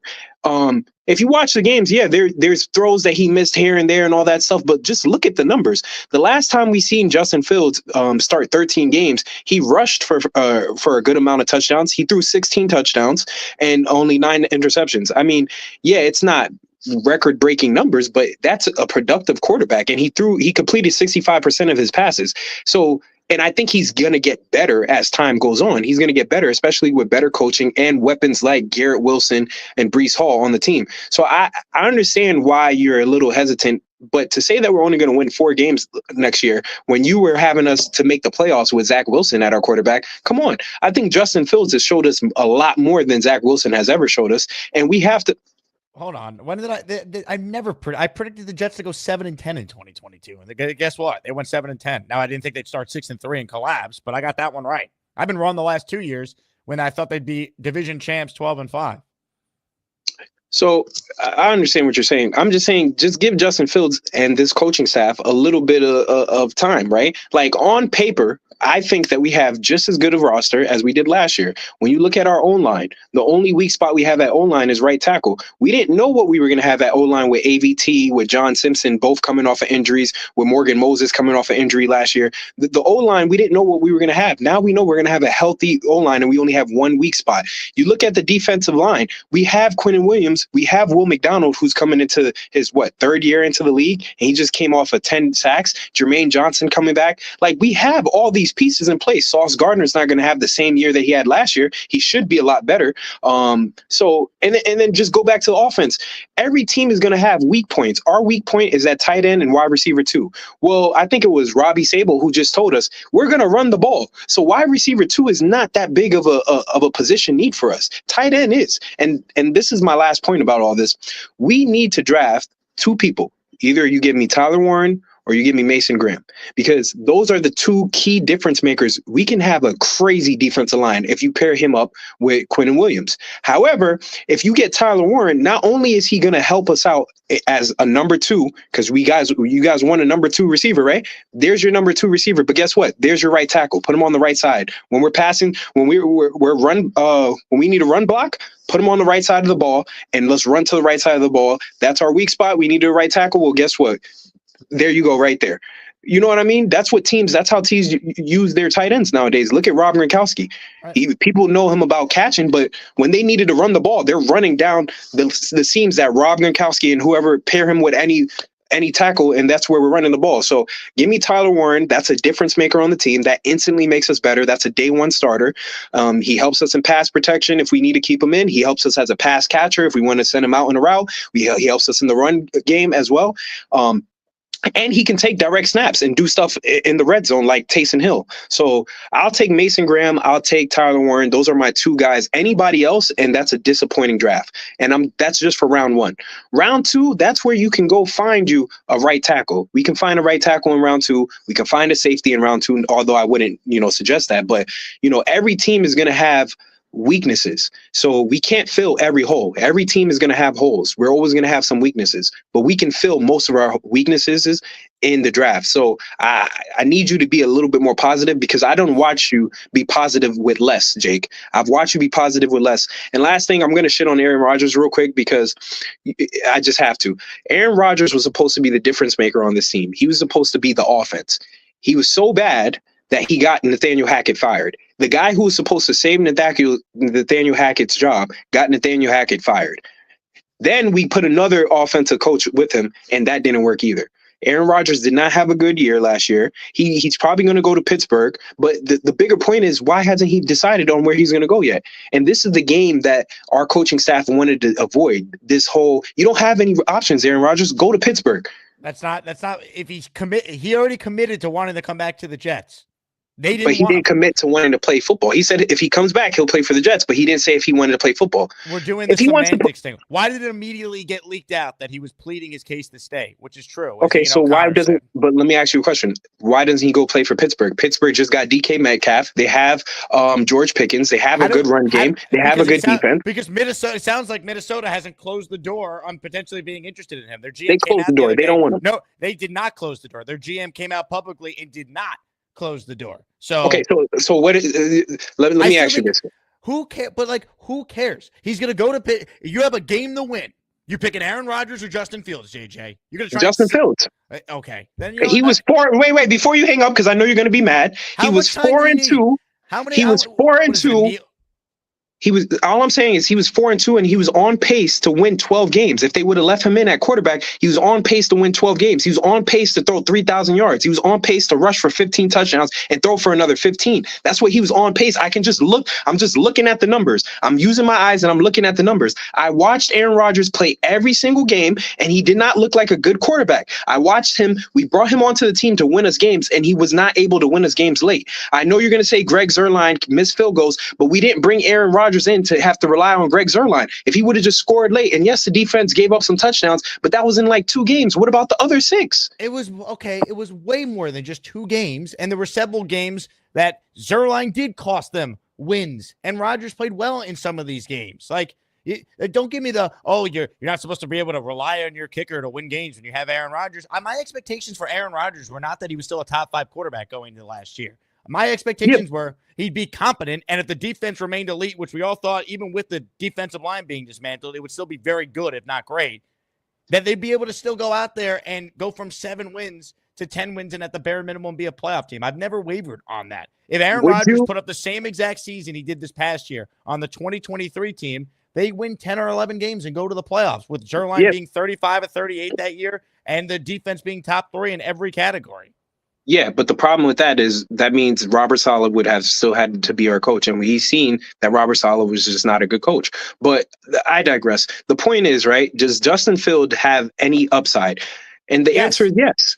And Justin Fields has more upside now than Aaron Rodgers does. Justin Fields could potentially have a better season next year than Aaron Rodgers. It's more likely that Justin Fields will have a better season than Aaron Rodgers next year. That's more likely. And as a Jets fan, Jake, I had to sit here and watch you convince me that Zach Wilson was going to lead us to the promised land. So now I'm going to convince you that Justin Fields would lead us to the promised land. You never had to listen to me convince you that Zach Wilson was going to lead them to the promised land. You were a Zach Wilson truther for 2 years. You screamed and it is amazing how now you are unbelievable. Do you remember JJ. when You Zach are Wilson unreal. threw 2 passes and the Brees Hall got stopped at the 1 yard line, and I think somebody else got stopped at the 1 yard line. And you came on the show and you said, "You see, guys, Zach Wilson would have had 2 touchdowns. He's a competent quarterback. It's not him." Yes, Jake, you can go back. It's on YouTube. You wanted to bench him when they were like 4-2. I remember, like he threw for like 110 yards in the win over the Packers, and you were calling it. And I'm like, they're not benching him. He was the second pick of the draft. Mike White. I knew Mike White was better. I was preaching patience with him, not to give up on a guy that you invested that type of asset in so quickly. When he said what he said after the debacle of a New England game in New England, I said they got to bench him. And if they bench him, I'd understand. And obviously, if I knew Mike White was going to do what he did before he got hurt, I would have said you bench him a while ago. We didn't know. I try to use logic when I give opinions like that. You invested the second overall pick in him. You couldn't just give up on him that early. So this is not some win for you because you bring up that you were out on Zach before most of the fan base was. Great. No, it's not about being out on Zach. The point is, you guys gave Zach so much leeway, and you guys. I'm gonna root for Justin Fields, JJ. But Justin, it don't Fields sound like it. No. Here's my point to you. He's going into his 3rd season in 3 years on a different team. Zach Wilson was in his 2nd year with the Jets. It's not the same conversation. How many teams did Baker Mayfield go to, though? And look what he was able to do. Right. So we have to be positive, Jake. Just be positive. That's all I want from you. JJ, when they moved off of Rodgers, while I disagreed with it, who was the quarterback that I said they need to sign? Who was it? I would hope you said Justin Fields. I did. Yeah, maybe before you came out of retirement, I guess you weren't watching the show. No one was saying get Fields more than me on this show every day. Every day I said that's the guy. If you're not keeping Rodgers, Fields is the only guy who might have the potential to be the long-term answer at quarterback. What can this team do? What can this team do to make you feel like we can make it to the playoffs? Before the season, what can you see from this team that will change your mind and be like, you know what, maybe we'll make it to the playoffs? Have a great draft, and I'll feel a little more confident that hey, what does a great draft look like to you? Who do we take like in the first 2 rounds? What are your 2 best case scenarios? I mean, if you told me they came away with Warren and the offensive tackle from Oregon, I'd be like, okay, like. I feel a lot better. But then they got to find a receiver at some point. Maybe they sign. I'll throw a name out there, Tyler Lockett after the draft because they don't want to deal with comp picks. They have to do more for me to be more hopeful. But why do you care if I'm positive or not? If they win games, I'm going to be positive, JJ. Why do I need to be positive now? They have burnt me and made me look like an asshole. Because you have a bunch of stands that watch this show, and anything you say, they take it as gold. So if Jake Asman, the leader of the Jets fan base, the leader of the Jets can do no wrong, the leader of the truthers, if you turn negative, because you were a Jets truther, didn't matter what they did, you were gonna stick with them, you're gonna wait it out and give them patience. And now you turned a leaf, and now you're not giving them any patience. And look, everybody in the chats, JJ's an idiot, blah blah blah. He doesn't know what he's talking about because your revision, Craig. If Craig in Australia is going to call you out, that's when you know. I mean, what's the revisionist history? There's no revisionist history because from day one, I've been calling the show and saying the same consistent thing. So for Craig to say it's revisionist history is idiotic to me. I'm the same person who wanted the splash. I'm the same person who wanted Robert Saleh fired. I'm the same person who wanted Joe Douglas fired. You got the splash, and the team sucked. You got the big splash. They signed every and the team game last year, and the team sucked. Yes, and I also wanted Robert Saleh fired, and when he got fired, I called on the show, and I was bricked up, and I was ready for Brick to Whatever, Craig, be quiet. Anyways, Whoa. The lack of respect for Craig, who's I mean, dominating because this matchup. Craig doesn't make any sense. It's not revisionist history. If I was calling in at the time and saying the same thing to Jake, I met Jake in the parking lot before a Jets game, and I told him the same thing before the Jets game even started, that I think Zach Wilson sucks, and I said it then. It's not revisionist history. That's the most stupidest thing I've ever seen in my life, for Craig to come here and say it's revisionist history. JJ, congratulations on being out ahead of most of us. That Zach It's not Wilson about sucks. being out ahead, though. I'm just saying, give people the same. No, because you're being hypocritical. You want me to be positive, and I tried to be with Zach and hold on for dear life that it would. So be positive with Justin. It's not the same situation, is my point. I'm hoping Justin Fields is the guy. If he is, I will praise him. I am rooting for him. But I'm not going to sit here and blindly think that he's going to be great when in all likelihood, he's not. He is what he is. He's a very limited passer who has a great athletic skill that hopefully this coaching staff can maximize so we can try and win games and not suck once again.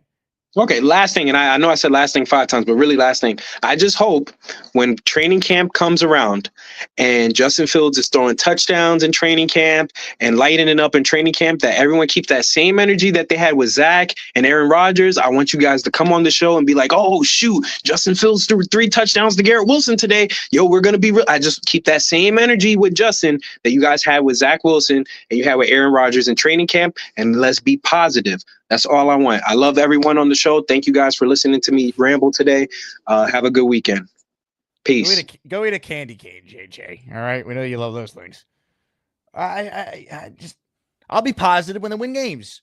JJ, my big thing is like it's not apples to apples when you bring up Zach Wilson from several years ago. He was in his second year. Justin Fields is going into his 6th season in the NFL now, right? 2021, 2, 3, 4, 5. So 5th season. He's going into his 5th year in the league. It's not the same thing. We've seen what he is. I hope that he does what Sam Darnold just did. I hope that he could resurrect his career with the Jets like Baker Mayfield did in Tampa. I'm just going to be realistic. It's probably not going to happen.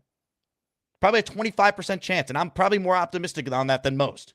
But my point was, if they're going to move on from Rodgers, sign Fields because at least it's 25%. Whereas if they signed Carson Wentz or Marcus Mariota or some of these other guys who suck, and we know they suck, or at best you got a Fitzpatrick year in 2015 that's fool's gold, it doesn't last, you're wasting a year if you're not going to go quarterback early in this draft. At least with Fields, there is that hope. He's 26. He has talent. He was 4-2 last year. He has had a year where he had 1,100 yards rushing. But that's the only positivity I could give you on that. I'm also a realist, JJ. See, I was positive a couple years ago, but that was also me being real at the time. We've seen quarterbacks struggle earlier in their careers, and then it could click. I wasn't ready to give up on Zach Wilson when the team was winning games after he came back from injury, and you conveniently leave out his first game back in year 2. He led a 10-point fourth-quarter comeback.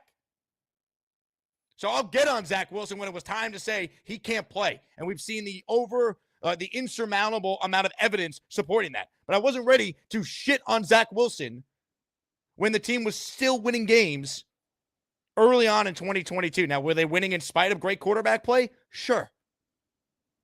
But that doesn't mean that eventually it couldn't click. We saw moments of it, and that's what I was holding on to. It's not the same thing. Don't tell me I'm not allowed to be negative, though, about this team. All right? They want me to be positive, win football games. You'll forget positivity. Harvey has gifted 5 channel memberships. God bless you, Harvey. I need a break.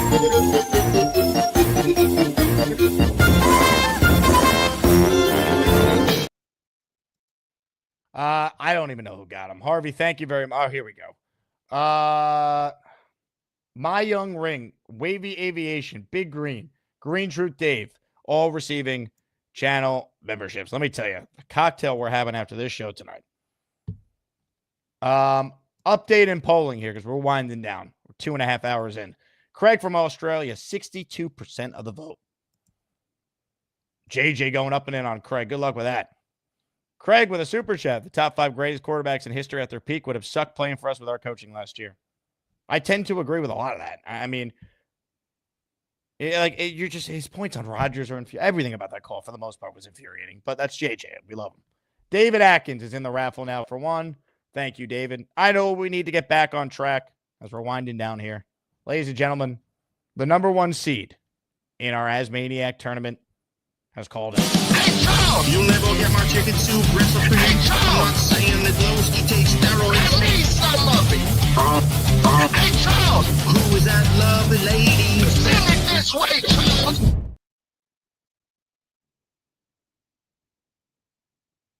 Infuriating for you with JJ and everything.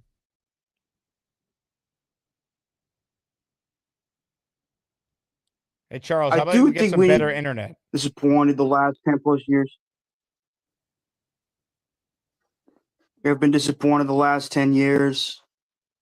We haven't had a winning season since 2015. I understand that, but I think we need to be a bit more, I'm not saying too patient, but a bit more patient with this coaching staff. And people, I think people are obsessed the past few years we quote unquote won in the offseason, but yet when it came to the regular season, we would suck. And yet we would talk about how great we would do in the preseason, yet regular season was more important. So here's my thing in all this. Here's my say in all this, excuse me. I think, I do like the Josh Reynolds signing. I think it adds a bit more depth to the wide receiver position. I hope the Jets could sign either Tyler Lockett or Keenan Allen. I think they're still pretty solid receivers at their point in their careers. Alan Lazard needs to be cut. And as for who I want in the first round, I wouldn't mind Mason Graham, but I would want either Membo or Tyler Warren. Charles, what's for dinner tonight? I just had dinner. What'd you have? I had fish and roasted potatoes. What type of fish? Salmon and some flounder and roasted potatoes. Why? You guys a big fish family? Yes, why? I'm just curious. Did you have dinner? I have not had dinner. I'm doing a show right now. That's true. You want to host the show while I eat dinner? You want to take over? No. Well, too bad. You're hosting the show. I'll be right back. I was going to do an episode. I was going to do a show on my channel after I call on your show. All right, you take over here. Yo, what up, Charles? Hello, Chiefs fan. Oh, nothing much. Just enjoying some. Auburn playing basketball tonight. Mm-hmm. One of my best friends from high school. That's his team. He's been there since. That's cool. He's been living in Alabama since 2010. That's cool. I just wish St. John's did better. Mizzou did better. I don't know if you like St. John's, Charles. But all right, I'm back. This show's boring. I need. I do a terrible job at watching college basketball. All right, where was the energy there, I Charles? do a terrible job at watching college basketball. I do a terrible job in watching college basketball. So who cares about college basketball? Well, Chief Sam was asking me that, and I said I don't really have a college basketball team. You put Jay Quest to sleep. Come on, Charles. We need more from you.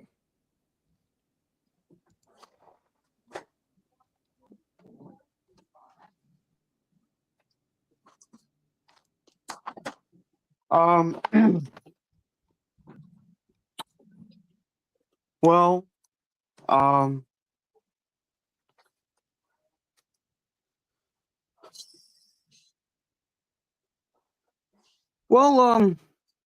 Charles, what are your thoughts on both Bobby and Mikey losing?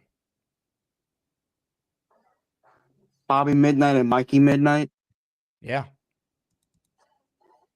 Shit happens. What can I tell you? Does it? Well, it depends on how the people vote and who the people vote for. You know? Who did you vote for? I didn't really get a chance to vote for either one because I was busy doing some stuff. You didn't exercise your right to vote? I was busy with some stuff, dude. Like I had to take care of some stuff. What's more important than ASMANIAC Madness? My family. So you couldn't flip on the YouTube app and cast a vote real fast? Nah, I was busy. I guess so. But would you consider yourself a family man? I try to be, yes. A good family man? Yes, I love my family. Okay. As I was saying before, but you made me the host, I was going to do an episode on my show involving baseball.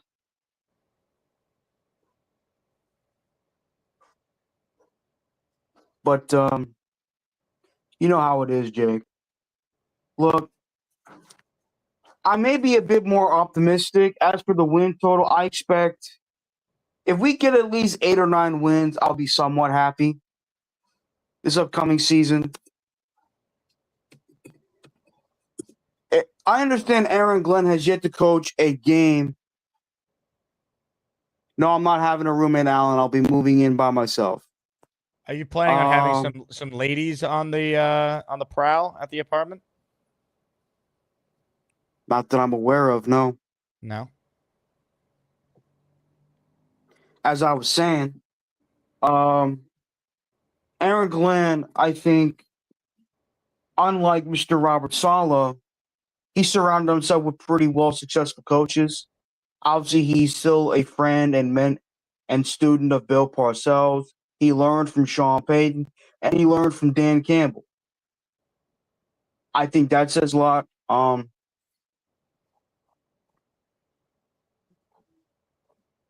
keep that in mind, Barbarossa. But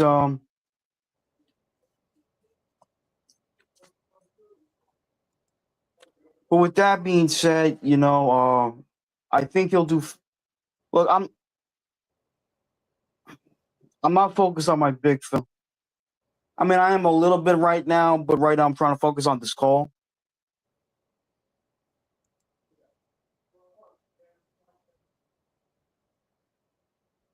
I don't think there's going to be soup night at the apartment. Is King Lowski coming over if you do it? Well, I might give him some food if he gives me his address.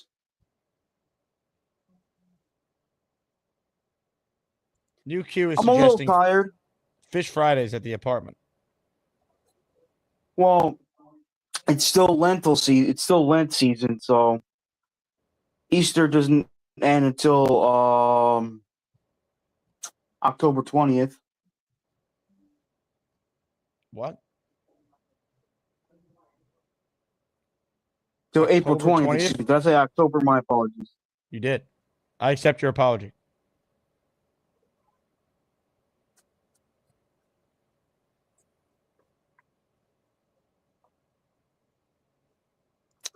But as for Justin Fields,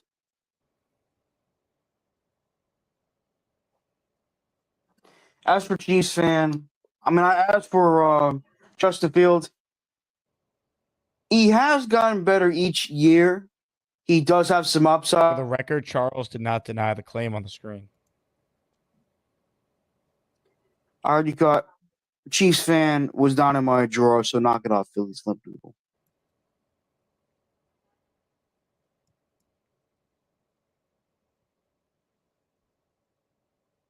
I don't fast for Lent, no.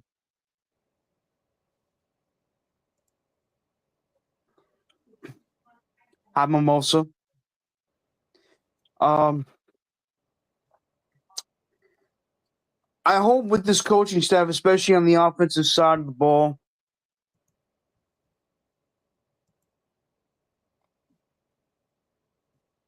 but we'll see what happens. I think we need to be a bit more optimistic. I think people are just like, why aren't we signing any big names? Well, I guess they're taking their time seeing what happens.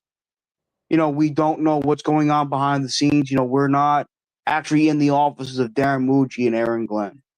So we don't know what the hell's going on. So Would you it's got to be a invite bit more Darren patient. Mucci and Aaron Glenn to your housewarming party? I would, but they're busy. Rick Kent wants to know, do you have a move-in target date? Yeah, it's April 15th, but it's maybe scheduled to change. So Any truth to the rumor you're saving up your fart power for the next match? not true. I don't save up my fart power. See, this is what aggravates me with you guys. You guys are so obsessed with my farts. It's disgusting. Once again, it's like people being inspired by Spider-Man's webs. It's who he be. Whatever, Jake. Anyway, I want to get ready for my show. Am I wrong? Peace out. Hold on. I'll let you plug the show if you answer my questions. It's not the webs he inspires people by. It's his selfless act of heroism. Okay, Right. bye. Well, some people would say your farts inspire others to do well. I think that's total BS. Anyway, Hold bye-bye, on. Jake. Hold on. There's someone on the line that has been inspired by you that is specifically called in to talk to It's you. King Lowski, isn't it? It's King Lowski, isn't it? Charles, calm down. Charles, I need some Fucking money. no. Do I look like a damn charity case to you, Charles? Huh? You talk about you gonna give me some food. No, Charles, I need your mama's tuna right now, Charles. I need it. Where is it at, Charles? Huh? You It's in the sitting white up here cabinet being downstairs.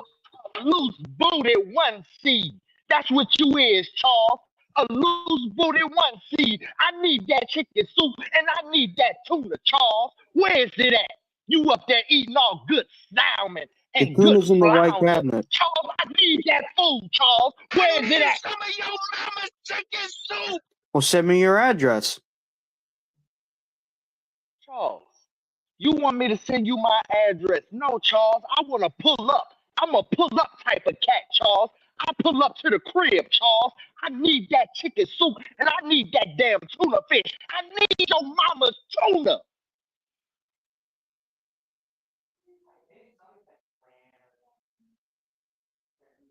Send it this way, Charles.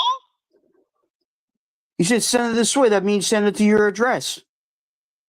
No, Charles, that means send the invite this way, Charles. See, you misconstruing. You getting everything messed up, Charles Gorman. I need your mama's chicken soup, and I need that damn tuna fish, Charles. You up there eating all good with your loose booty one seed self. Huh? Guarantee I eat with my yes.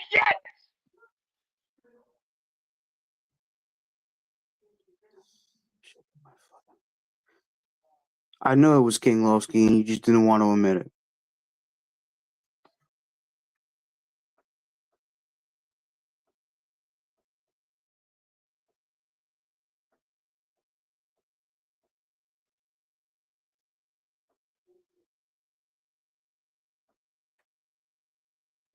Anyways, I'm getting ready for my show. Peace out, Jake.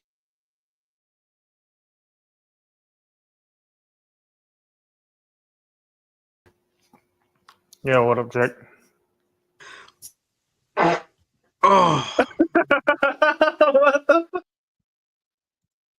Ladies and gentlemen, Charles Gorman. What a performance. Took a little bit to get there, but I think we created some laughs. King Lowski, you're the man. Lowski is red hot right now. I know Lowski was a high seed, but Lowski's been on one since we started this tournament. He's been incredible. He's got to be. He's going up against Dave Briga. Lowski, Briga, for a spot in the regional final. Gorman, big fella on the other side of the bracket. Could we get Charles versus King? Leany writes in, I went to dinner. The show is still live. Somehow it is, Leany. I really did not think I'd be doing a 3-hour show, but here we are. We're not done just yet. Joe is in the raffle for one. He became a channel member by hitting the join button. Thank you, Joe. And how about Mimosa? Right as the Gorman call started, she dropped 20 channel memberships for the people. Thank you, Mimosa, for your generosity and tremendous support of the Jake Asman Show.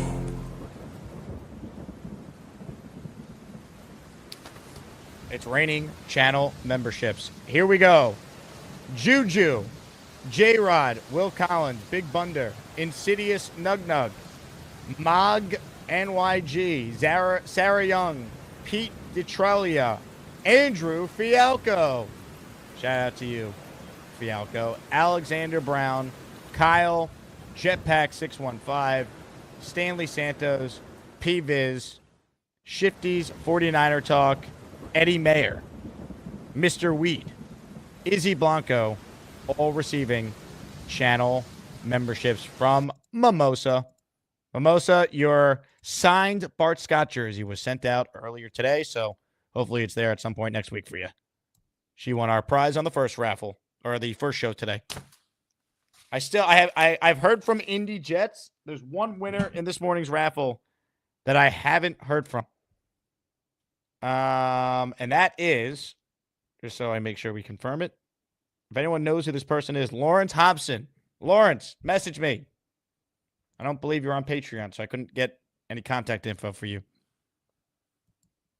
All right. Couple people left. We cannot get to everyone. The show has been 3 hours, so I have a life. I know it's, some of you, it's probably hard to believe, but it's true. I do, in fact, have a life. So, one man, two mustaches up next. Hello. Hey, what's up, man? Oh, shit. You got to me, bro. I'm squeezing you in, man. Then I'm going to my closer. That's love. Nah, I appreciate it. Honestly, I was waiting so long, I kind of forgot what to say, but I think the Jets, I think this season we're fucked, bro. I'm not gonna lie. It's gonna be one of those seasons. I hope not. I kind of agree with you, but I hope not. I mean, it's just like, you know, I'll be honest with you guys. Like the Jets, you know, we're a good, you know, we're like starting all over again. Same situation we had before, you know. It's like we got I don't know, bro. I think we should go in the draft. I think we should go Tet McMillan and get Mason Taylor. I wouldn't hate that. I like Tet.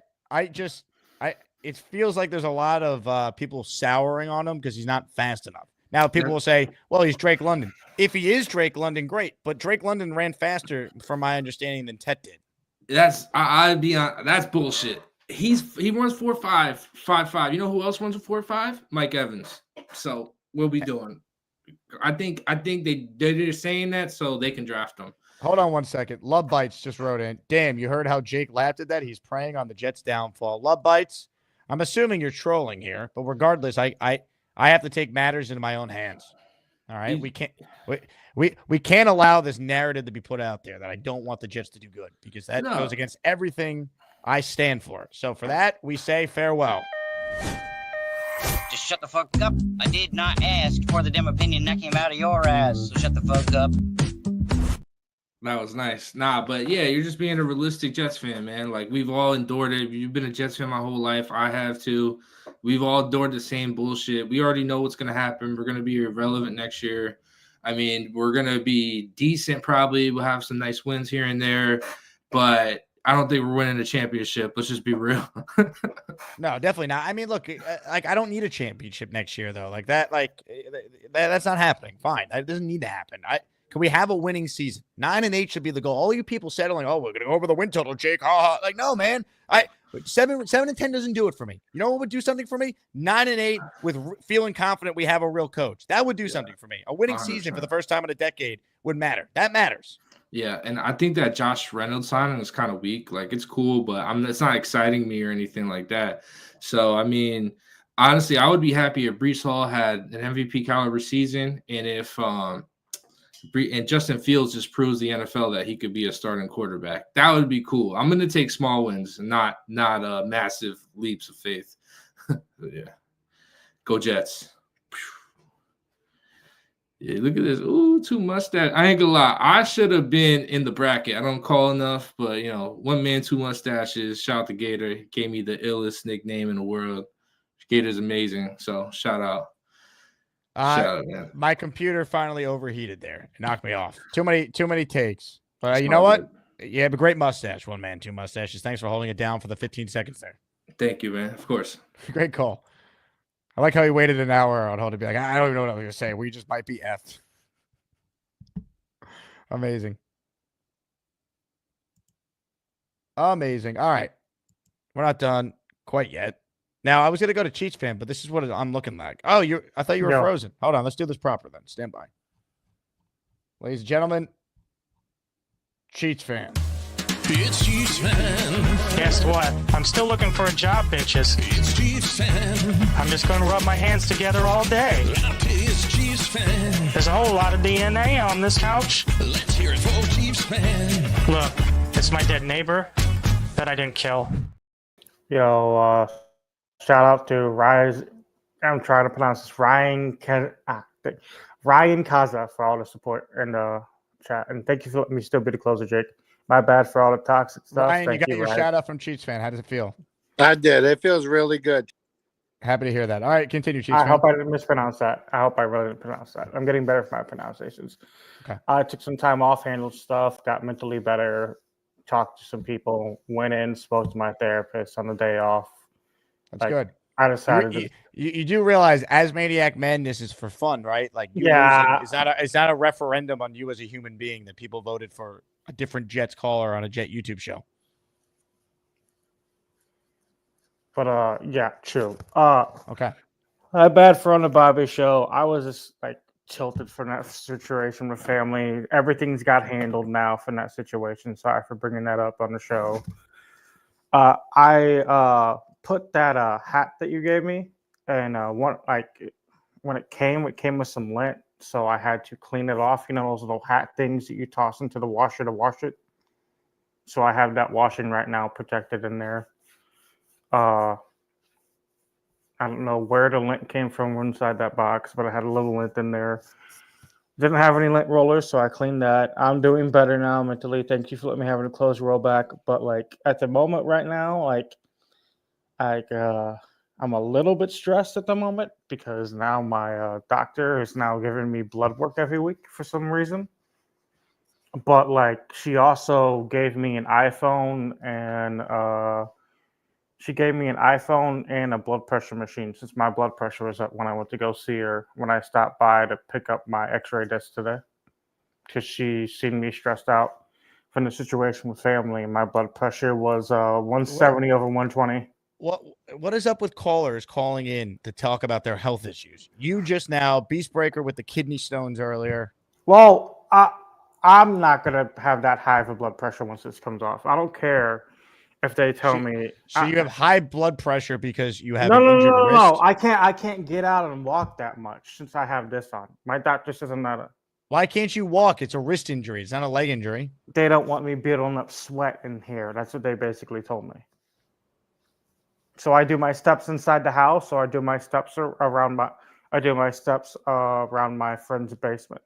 It has a huge. Rick Kent says, Jake, I have some medical conditions to discuss with you. Don't end the show. Rick, call in. We'll put you on right away. Yeah, but my bad. I'm doing good. I'm just letting. This doesn't. Also, Cheats Fan, I'm not buying that you can't walk because you have a wrist injury. That doesn't make any sense. That's what one of my doctors told me, but I'm gonna start walking. Who's your doctor? Dr. Dr. Bell. Evil? Dr. Bell. Le'Veon Bell? Might as well be because all it takes he's been giving me.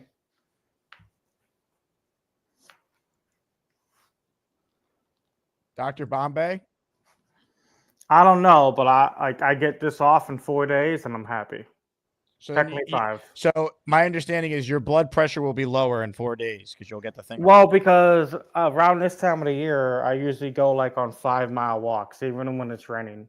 Who's your doctor? Dr. D's? Dr. D's nuts? Yeah. I wish. Like I used to go on 5-mile walks when it was raining. Like I would be like 10 pounds lighter if I was doing more walks. So go on a walk, man. Go on a walk. You have a wrist injury. You could walk. True. I'm just gonna he doesn't want me to sweat up in there, so I'm just gonna buy a thing of baking soda. How much do you sweat from just walking? You're walking. It's not even hot outside. It's 85 right now here. Purple Belt Mike says, this is fake news. I dislocated my elbow, fractured my ulna, and tore my UCL, and they wanted me on a treadmill 2 weeks, then light jogging for 4 weeks, and then 6 weeks. That's what my doctor basically told me, but like Pat says the sweat is from lying. Never listen to the doctor. No. No, I'm not lying. But like, I'm gonna get like, I'm gonna get out and walk tomorrow, even if it's gonna rain. I'll just put like a bag over What it. happened to not walking? Now we're gonna disobey the doctor? At this point, I got 5 more days with this on. I'm just gonna disobey. I'm just gonna take your guys' advice because that's how. Like, I would go on 5-mile walks when I have it, like anger management issues. I would go on the walk. I would go on walks. There's a big track here in town. Gators comment. Jesus Christ. I needed that laugh. That was what the fuck? Sorry for the language. Gator, we needed that. But I even if it's raining tomorrow, I'll just like go on that 5-mile walk. Get those steps in. It's Chiefs fan. Guess what? I'm still looking for a job, bitches. It's Chiefs fan. I'm just going to rub my hands together all day. It's Chiefs fan. There's a whole lot of DNA on this couch. Let's hear it for Chiefs fan. Look, it's my dead neighbor that I didn't kill. I can't with Chiefs fans' medical situation anymore. Paul, we need someone else to close us after that. What do you got, Paul? How's it going, brother? From one loser, JJ, to the other loser, me. At the end of the day, everything, it's a rebuild again.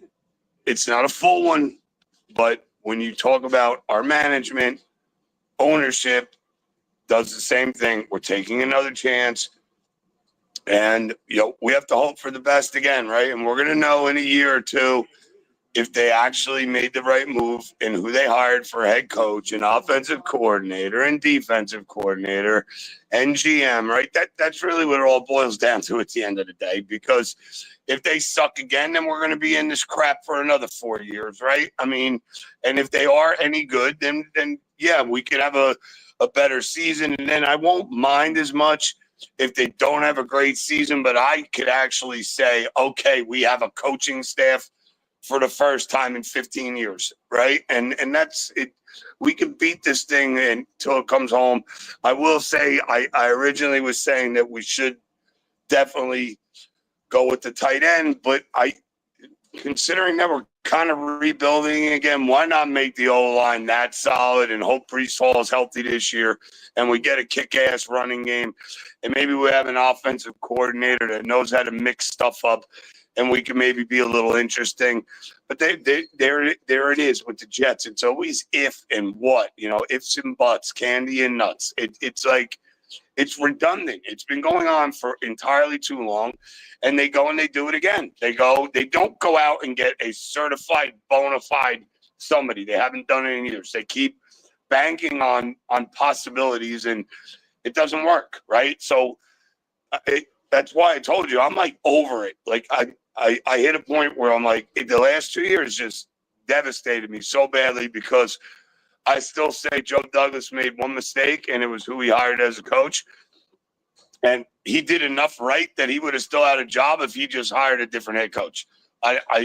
And like when JJ was talking about wide receivers, it was pissing me off. And the reason it is because Garrett Wilson got over 1,000 years every year in his career with horrible coaching. And those years too, Aaron was even out the whole first year. Horrible coaching. What do you expect the guy to do? I mean, everybody even says he gets double teamed all the time. The safety comes over, right? Because he's that good, right? So it's like at the end of the day, and his youth compared to everybody else, yeah, all the names of people he lists, they're all 30 now. Like they only got another couple of years left. Yes, we don't know what Garrett's career is going to be, but at the end of the day, you can't argue he's had a fantastic start to his career on an abysmal offense and crap Jet football team. I'm going to leave it at that. And you know what, Jake, it's same shit every year, and I'm not going to get excited this year. And all I'm even asking for out of this year is the slim chance that we'll actually have a legitimate general manager, offensive coordinator, defensive coordinator, and head coach, and start rebuilding from there. Because you let Rodgers go, and if those guys are that good, we could have an instantly winning season. They don't care because they're going to want to do it their way so they can put their stamp on it, and we're the ones that suffer again. And it's only our owner's fault. At the end of the day, it's our owner's fault because he keeps doing this. He doesn't know football, and yet he just makes bad moves, bad decisions year in and year out. And I'm just sick of it. Well, Paul, fair. We'll see. He hired these guys. These are his hires. Now stay out of the way, and let's hope Darren Muji and Aaron Glenn know what they're doing. I'm just not going to give them a free pass for the benefit of the doubt. Like, no, let's go. They get 2 years. That's it. They missed the playoffs this year. Next year, I want them both gone. Both of them gone. I don't care if Aaron Glenn played for the Jets and was an awesome Jet. Gone. How many years do we have to wait and watch other teams instantly turn around their franchises within a year or two? There's no such thing as a 5-year rebuild in the NFL anymore. The Texans were an even bigger disaster than the Jets. They made the playoffs the first year they hired D'Amico. Commanders this past year. Denver year 2 with Sean Payton. Lions. Okay, now, for the Lions, it was year 3, but there was such a bad situation. And they were 9-8 at the end of year 2. The only way I'm not firing them after 2 years is at least they have a winning season one of these first 2 years. Then at least it's a conversation. Brian Dable got Daniel Jones to the playoffs his first year. And a lot of people, myself included, probably felt like the Giants should have just cleaned house. And he at least made the playoffs one of his first 3 years. We got to win games, man. I'm tired of it. Doesn't take 5 years to rebuild in the NFL. Joe Douglas had 6 years. Robert Saleh was in year 4. It's time to win. Speaking of winning, ladies and gentlemen, it is official in our ASMANIAC Madness matchup. Craig from Australia is moving on, baby. Yeah. Jets Johnny fought hard, but Craig is advancing to the Sweet 16. Craig, you are the first Australian to make it to the Sweet 16. How does it feel? I'm overwhelmed. I'm emotional. I'm all these things. I'm excited. Unlike for next season. It is an amazing thing. I didn't expect to get this far, and 2 incredibly worthy opponents at this point. Sarah, I thought it was a certain loss, and Jets Johnny, by no way did I think it was going to be easy to get past. So commiserations. Thank you for the battle. I'm now turning my attention to what to do about Gary. So I thought we could have an on-air battle about the moon landing, but I think that would be the lowest rated show, lowest watched show in history. So maybe I'm kind of open to it, but the pressure's on now. This is what I can tell you. I'm excited. I can't wait. And Jets Johnny joins us right now as well. Johnny, you fought hard. You took out Allen. I mean, you gave us some memorable moments in this tournament, man. Thank you for everything you did. Appreciate you, Craig. I appreciate you, my man. This beer's for you, my brother. You're awesome, man. This empty coffee cup for you. I thought you had a shot ready to go. I was like, oh shit, Craig's fucking. Well, I love day drinking. Don't get me wrong, and it is 20 past 10 on a Saturday morning. But I've got kids to drive to work and shit like that, so I should probably not drink drive a DUI today. But thanks for the battle, mate. You're a legend. Are you in the New York area at all? Where are you based? No, I'm in Florida. So I'm in Vero Beach. Yeah, we got lots of people to see in Florida. So no doubt in the community. So it's inevitable that we'll catch you eventually. But thanks for a great battle, mate. No doubt, I would love that, man. That would be awesome, bro. So appreciate you and good luck to you, man. I'm on Team Australia now. Ladies and gentlemen, Craig, let's go. Jets Johnny, a great battle. Craig's on to the Sweet 16. Cheers. He'll play the winner of Gary and Hamburger. A lot of people think it's going to be Gary, but hey, Hamburger might have something to say about that. That will be tomorrow on the show. Let's go.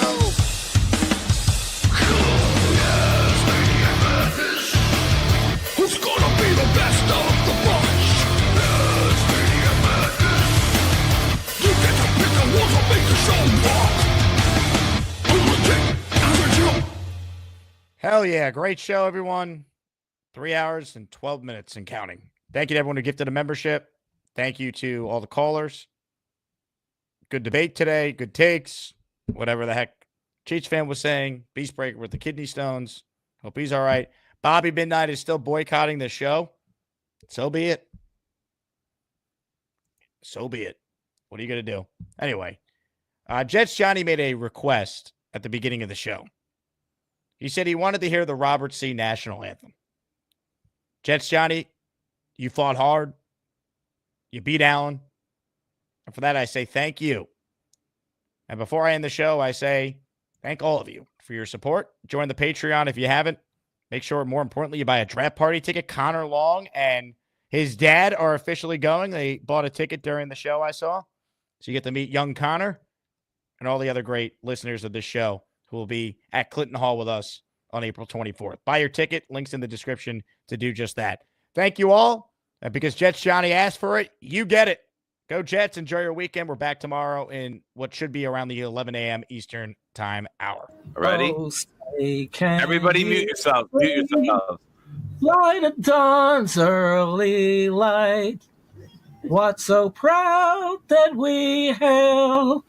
We're so gallantly streaming, and the rocket's red glare, the bombs bursting in air, gave proof through the night that our flag was still there. Oh, say does that star-spangled banner yet wave for the land and of the free and the home of the brave? Yeah. Hell yeah. And Jet fans are clueless. I mean, they're dopes. They don't know anything. This is a really good hire. Gase is a great coach. Gase is a great coach. Adam Gase is Kyle Shanahan before Kyle Shanahan. Gase is a great coach.